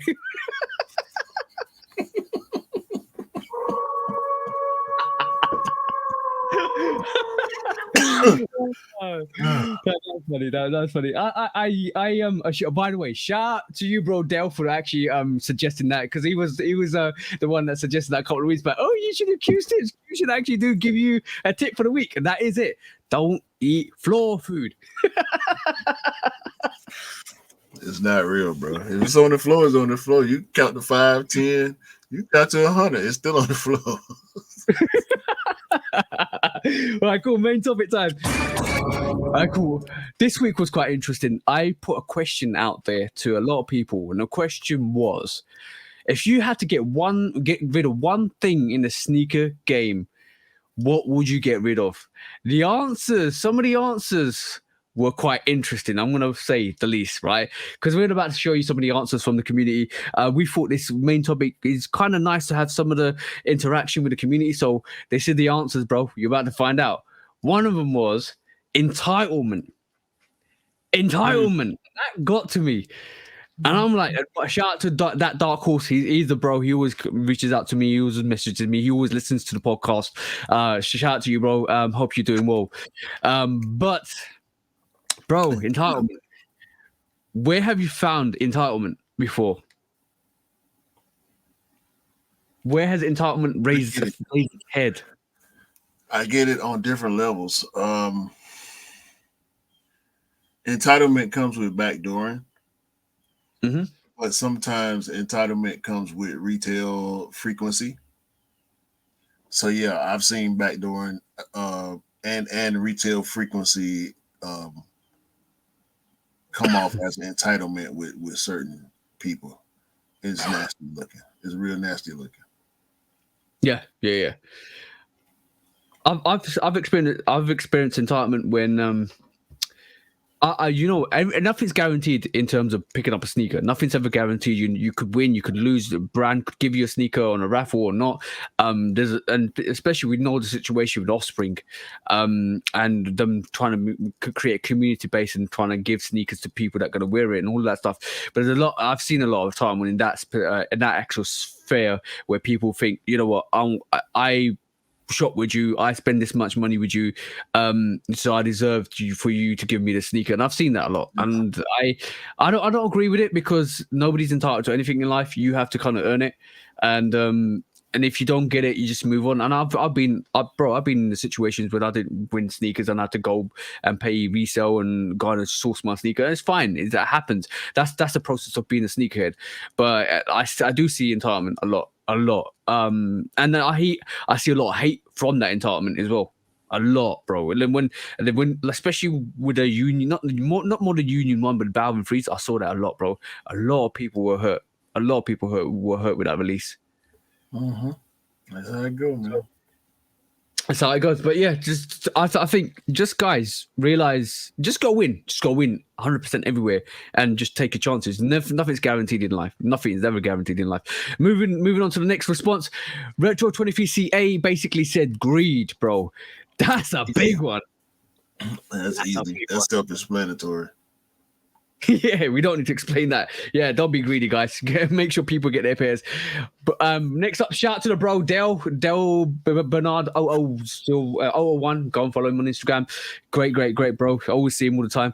Mass reselling, as in one reseller getting full size one for a particular or sneaker or silhouette. That is a big one, bro. That's kind of close to greed as well, just kind of profiteering off commodities. That's greed and entitlement put together. Yeah, that's our greed and entitlement. 1 + 1 = what we got here. Yeah. Full size one. Yeah, give me the sneakers. I deserve these, and I'm going to resell these for massive amounts. That's slowly going away, which is good. But we'll see what happens in the next future. Everything's evolutionary, so it will change. We go through Darwinian theories in sneakers anyway, because everything's evolving. Next up, Panda Dunks, because we just saw the vintage Panda Hold Dunks. on. No, Reese. That ain't fair. You can't say Panda Dunks and fake people. Like, wait a minute. Which one is it? Which one is it? Because fake people, that's general. I'll take Panda Dunks.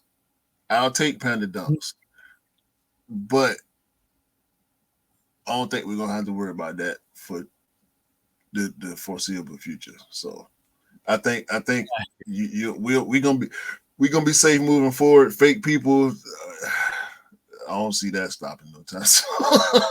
Yeah, I know, bro. That never stops. Fake people will always be fake people. You know how to test fake people is give them I always found, give them a task. Give somebody a task and let them see how they move.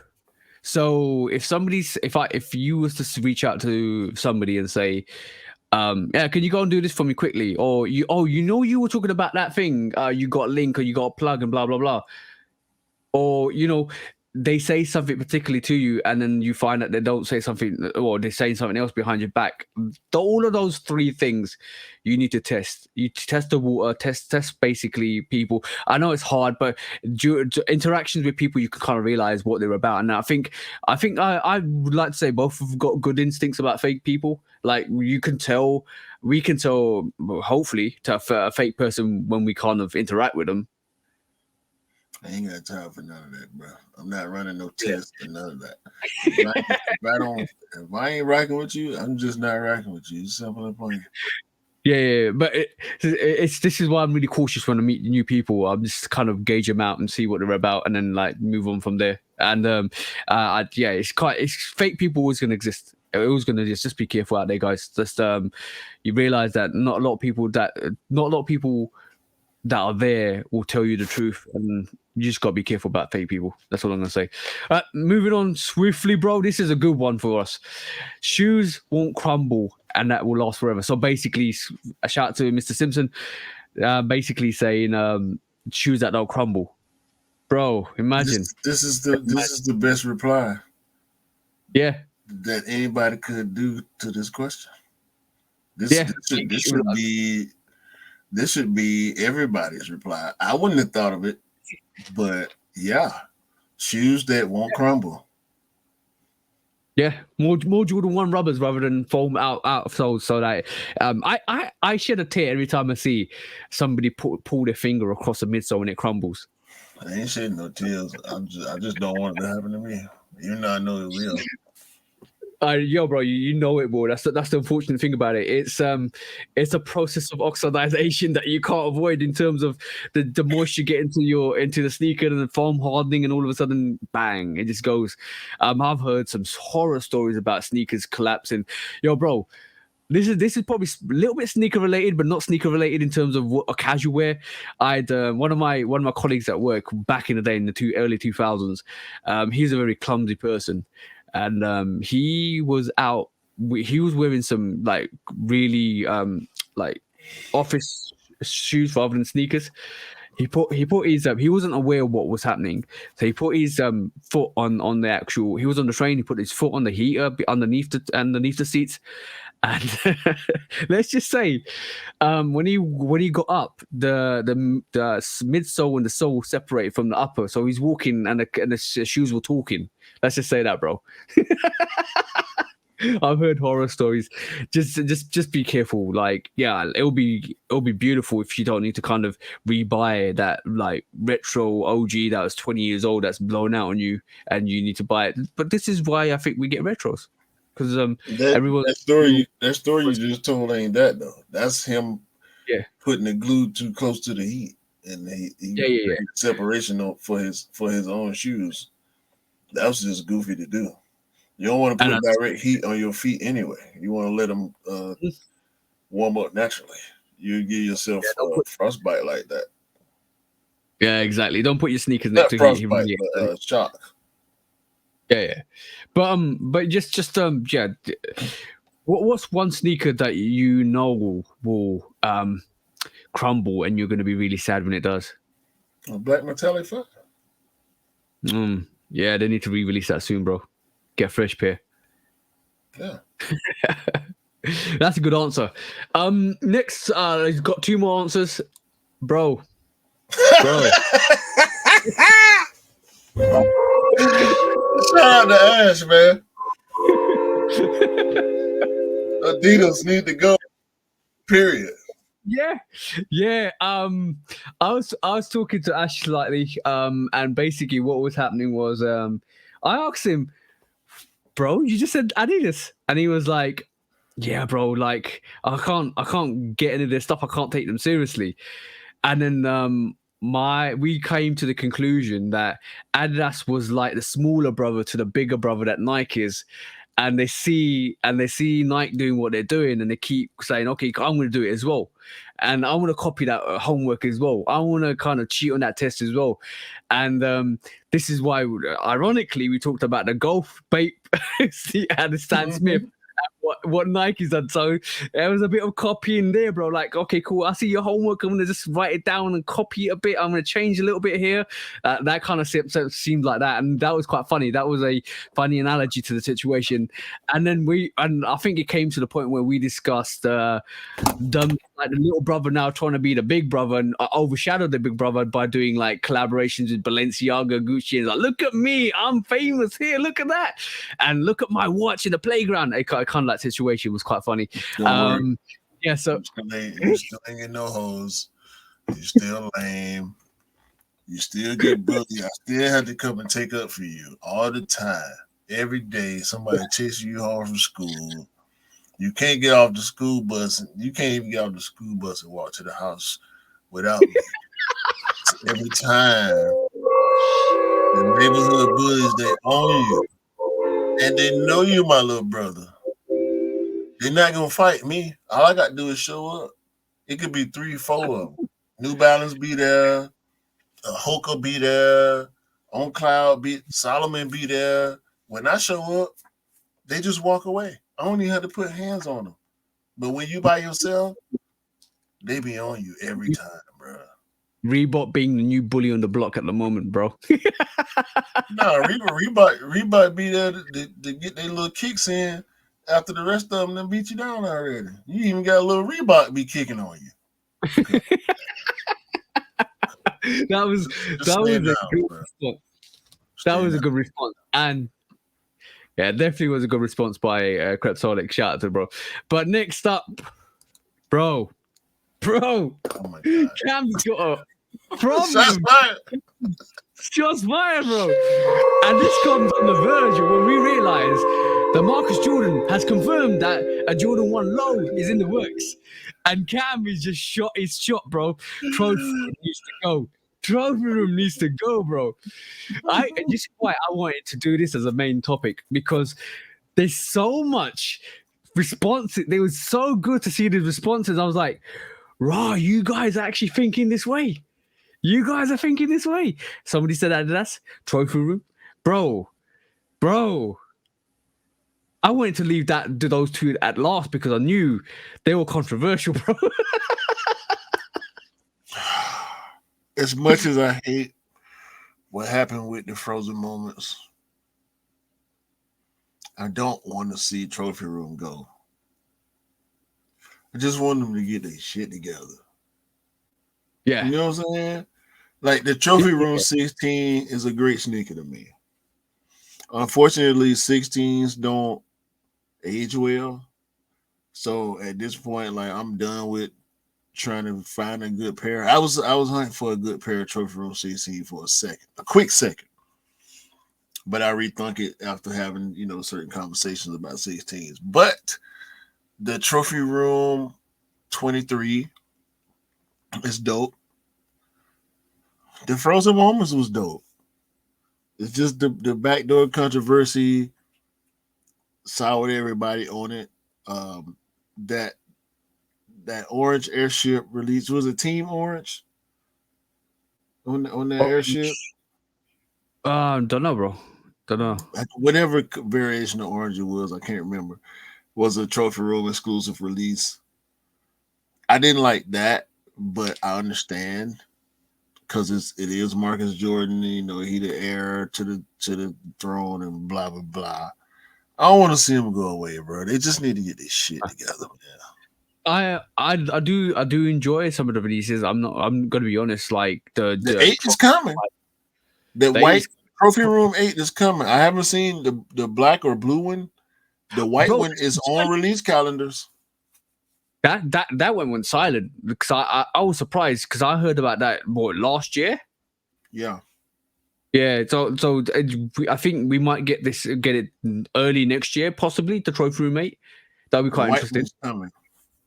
Yeah, so I will definitely be going in for that. I want to go back and get the trophy room 7. I think that's a dope sneaker. Absolute dope. The way it's I been forgot executed. about the 7 too. Yeah, Yeah. I feel the same way. And that was another release that didn't do as expected. The price, Yeah. the price is pretty much retail. At the moment, yeah. This is why I might go in for it in the new year. I'm looking at that. I'm looking at the trophy room 5 is one of the dopest trophy room like Jordan 5s out there, bro. Like let's not. I didn't want. I skipped over the 5 intentionally because that's on a lot of people's grail list. Bro, you know what? That's another regret I have because I could have copped that. I could have copped that for. I could have copped that. I could have copped that one for a couple of weeks out when it was just sitting at 300. Yeah, that's me. That's me. That's definitely me. I'm getting that yellow card for that, bro. I don't know why I did not cop that. I didn't know why I did not cop that. And now that sneaker's going for thousands. And that could have been another situation where I actually got the Travis Scott Jordan 4 UNC colorway or Houston Oilers colorway, and that would have been the same situation with the Jordan 5 trophy room because I would have got it at a price point which is perfect, and I just slept. That's on me, bro. That's definitely on me. But yeah, I agree. Trophy room do dope colorways, but they just need to sort out their organization of how they release these sneakers that they don't get backdoored. And we know the controversy with the actual Jordan 1 frozen moments. We know it that it kind of just went really, really sideways, and a lot of people were looking at like Michael Jordan sideways as well. And I don't think he's still not recovered. He's still got a lot of mending to do from that release. Yeah, socially, and the fact that he's engaged to Larsa Pippen don't help him socially because he was already being clowned. So people added that to the clown factor side of things. You know what I'm saying?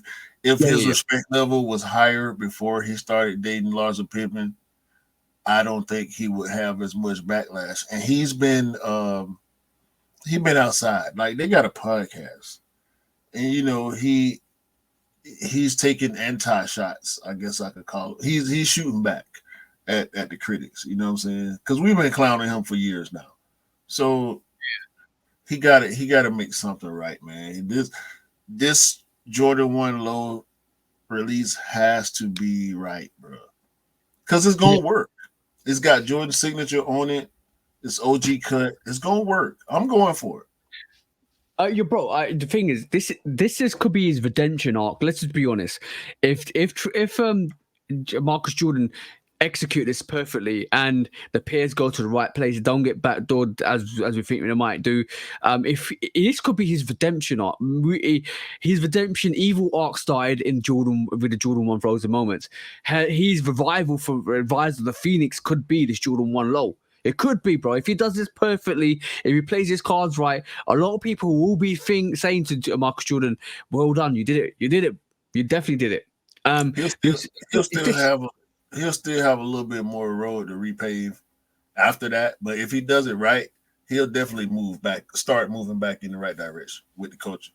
Exactly, and I would like to say with the Trophy Room Sevens, people's opinion on Trophy Room slightly changed, maybe, possibly, Yeah, because they were like it was more of a good release. It went to a lot of people. Obviously, it didn't come out to the UK because obviously but it's more of a release for that's the, one. That's one. Because that Jordan 1 Frozen Moments was huge, bro. It was the first yeah, Chicago that we had seen since 2015. And yeah, we got the Lost and Found. But that Frozen Moments, because it was a Trophy Room collab during the time that it released at the height, this was at the biggest the resale bubble was. yep. So because of that, the connotation that the notion that he leaned into the resale aspect by opening up the back door and not doing bot protection to the level that James Whitner does, you know what I'm saying? Or bot protection to the level that Union did with the BBS. He didn't do enough for us to be able to get our hands on them. The Yeah. seven wasn't as hyped as that. So did it I think it gained him a little bit of ground. He was able to pay for a little bit of that muddy road that he created for himself with the ones. If he does this low right, that'll pave a little bit more of the road. I think he still got such a long way to go, man.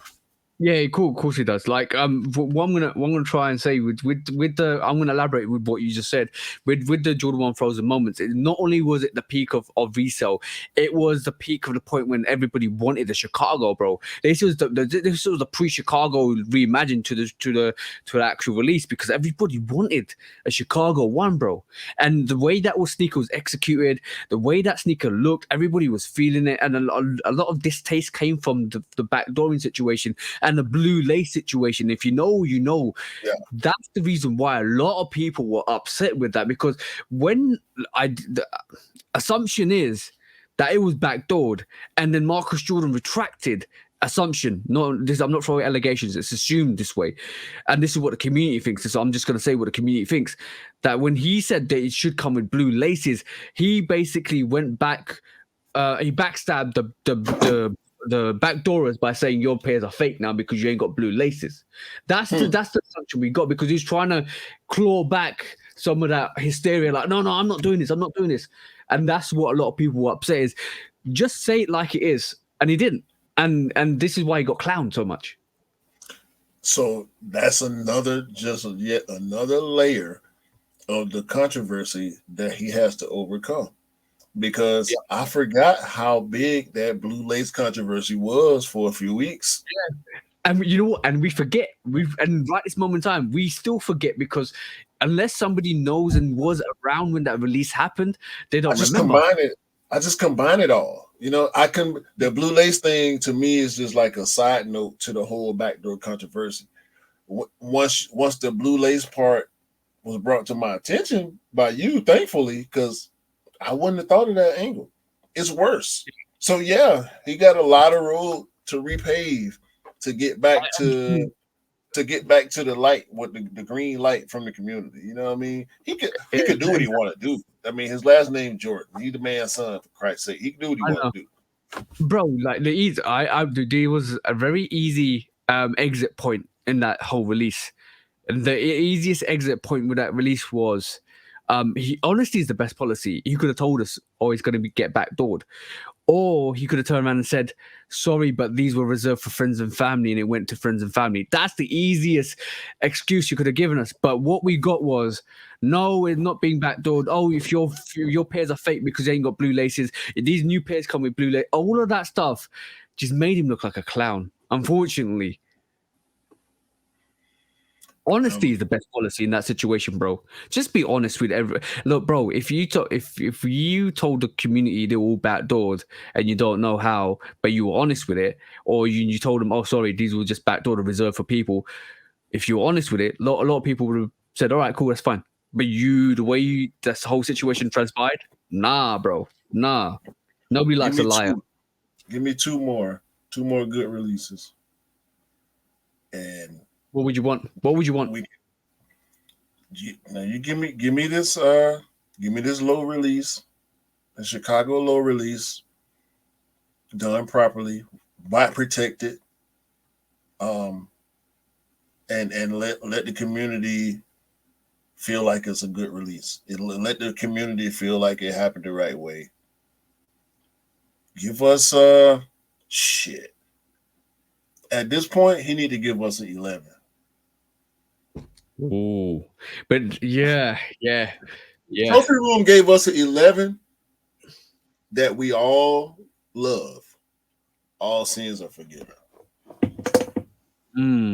What would you what color were you thinking in mind? I don't know. It's only so much. I don't know. I have to think about that one. That's a very mind bending one. What colorway would you want it like? There's only a certain amount of colorways on a Jordan 11.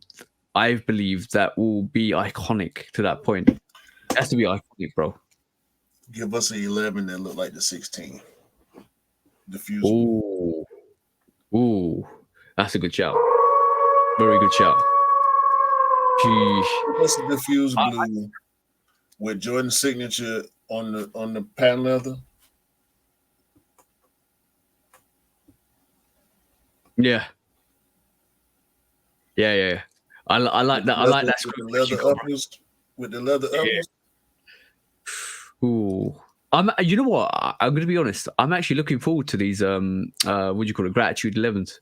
I'm good. But what's one thing you would get rid of? Because we haven't heard our answers. What would you get rid of?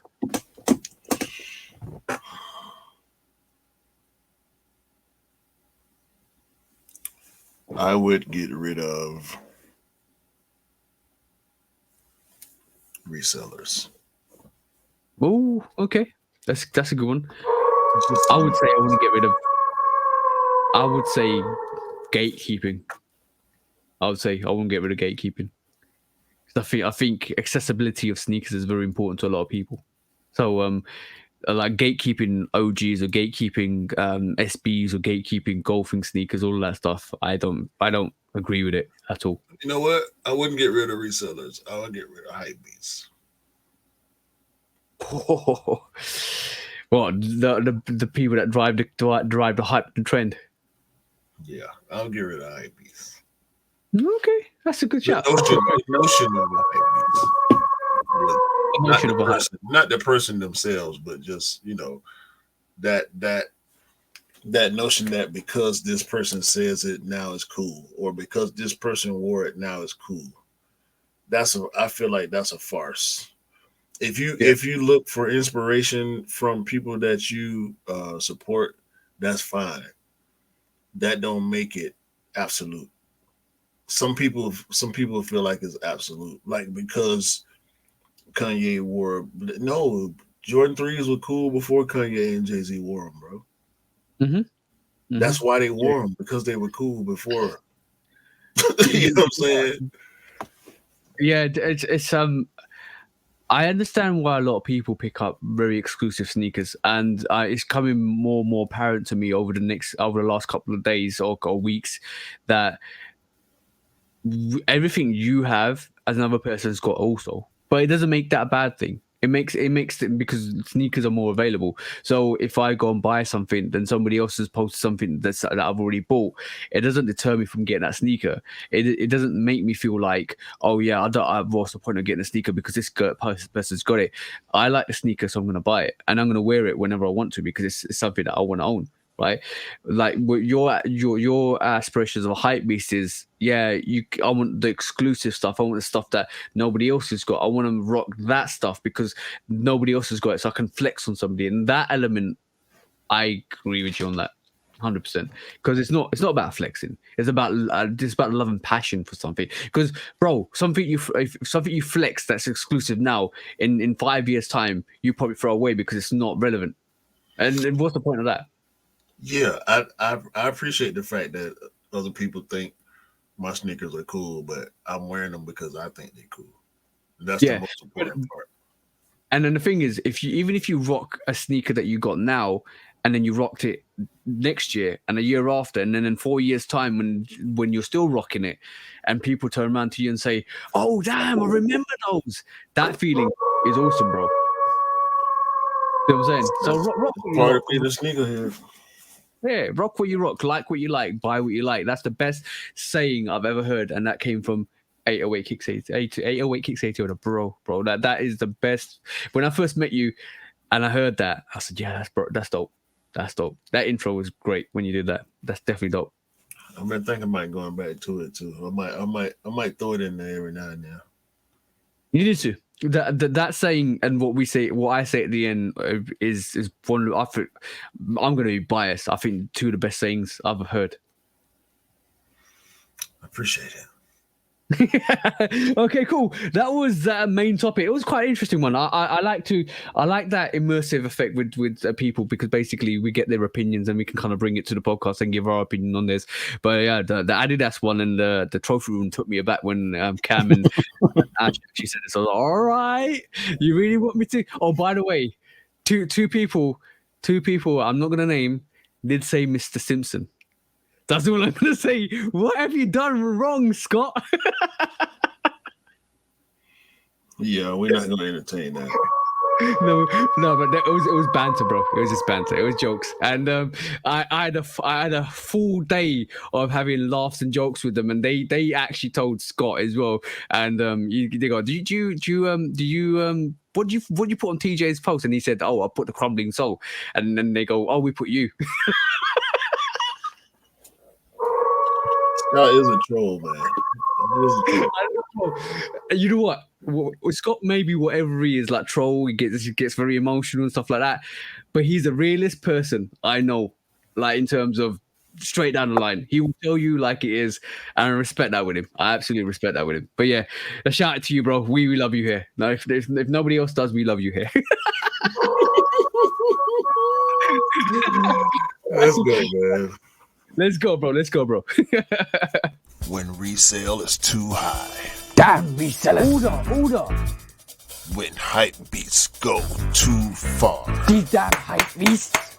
Order in the court. Order. When the back door opens. Guilty. It's time for Order in the court. the sneaker court of public Guilty. opinion.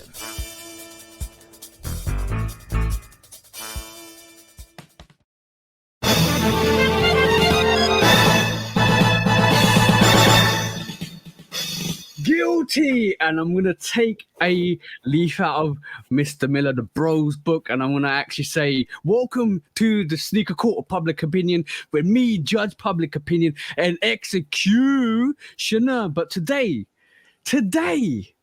Nike, come to the front of the table. You need to come to the front of the table and explain yourselves, because I need to know. I need to really, really know why you're doing what you're doing, because at this moment the ducks are ducking, the gooses are goosing, the swans are flapping, and the dodo was extinct a way time ago. So why are you dragging the Jordan 1 through the mud and actually keep producing colorways that aren't necessary? Like, you are actually taking a perfectly beautiful silhouette and making it the dodo, because now everybody's looking at that sneaker, and even though it's not true, you have some success. You have the Day of the Dead Jordan 1 Zoom Comfort 2 that actually released, that actually sold out, which is beautiful. But then you've got two very anticipated sneakers that you was going to drop: the Satin Bread 1, which is actually sitting at this moment in time, and the Suede 1, which probably will sit, and the Mauve 1, which is sat, and every other colorway that I can actually mention this year, which is probably sat and still sitting. And I'm like, why are you doing this, guys? Why are you dragging that Jordan 1 through the mud? Now you actually got latte ones coming out. You probably got frappuccino ones coming out. You got all these colorways coming out. You do beautiful colorways. We've seen that. We've seen it with a pink wash. We've seen it with so many colorways. But why, oh why, are you producing so many colorways and saturating the market And now people are calling the Jordan 1 the dodo because it's pretty much, in people's eyes, being left alone. I don't understand. We talked about this strategy way time ago. You brought back the Satin Bread ones, which is probably one of the biggest satin sneakers that released a while back, and you made it flop like a duck. I don't understand, bro. I thought a long while ago, the Reimagine one was going to be, the Chicago Reimagine Lost and Found, was going to be the sneaker that was going to retire the Jordan 1 and still keep releasing a couple of silhouettes, maybe 5 or 6 every year, or 7. And that silhouette would still live and still be desired to this day. But at the current trend, you ain't listening to the trends. I don't know what to say, bro, except for the fact that, bro, I don't want to see a dodo with a Jordan 1. I really don't. I know it's not happening at this moment in time, but slowly getting there. And it's making me sad. Trash. Give him a verdict, bro. The verdict of this court is...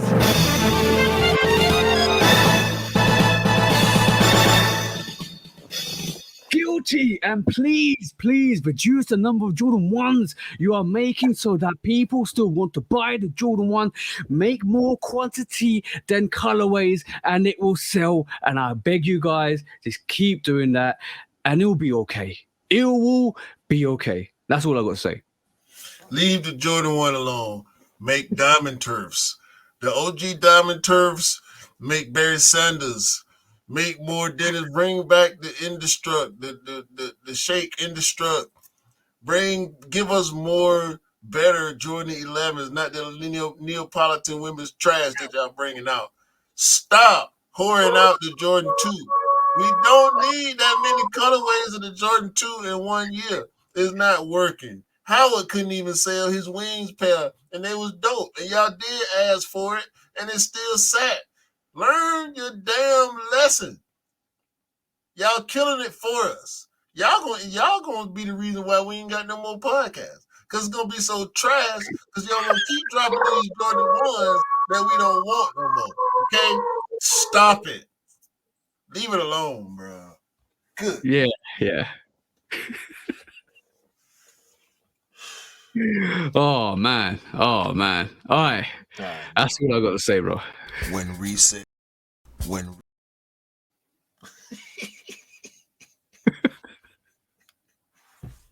resale is too high. Damn resellers. Order.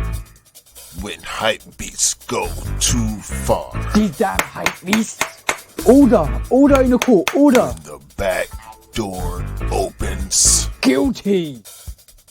It's time for Order in the court. the sneaker court of public Guilty. opinion.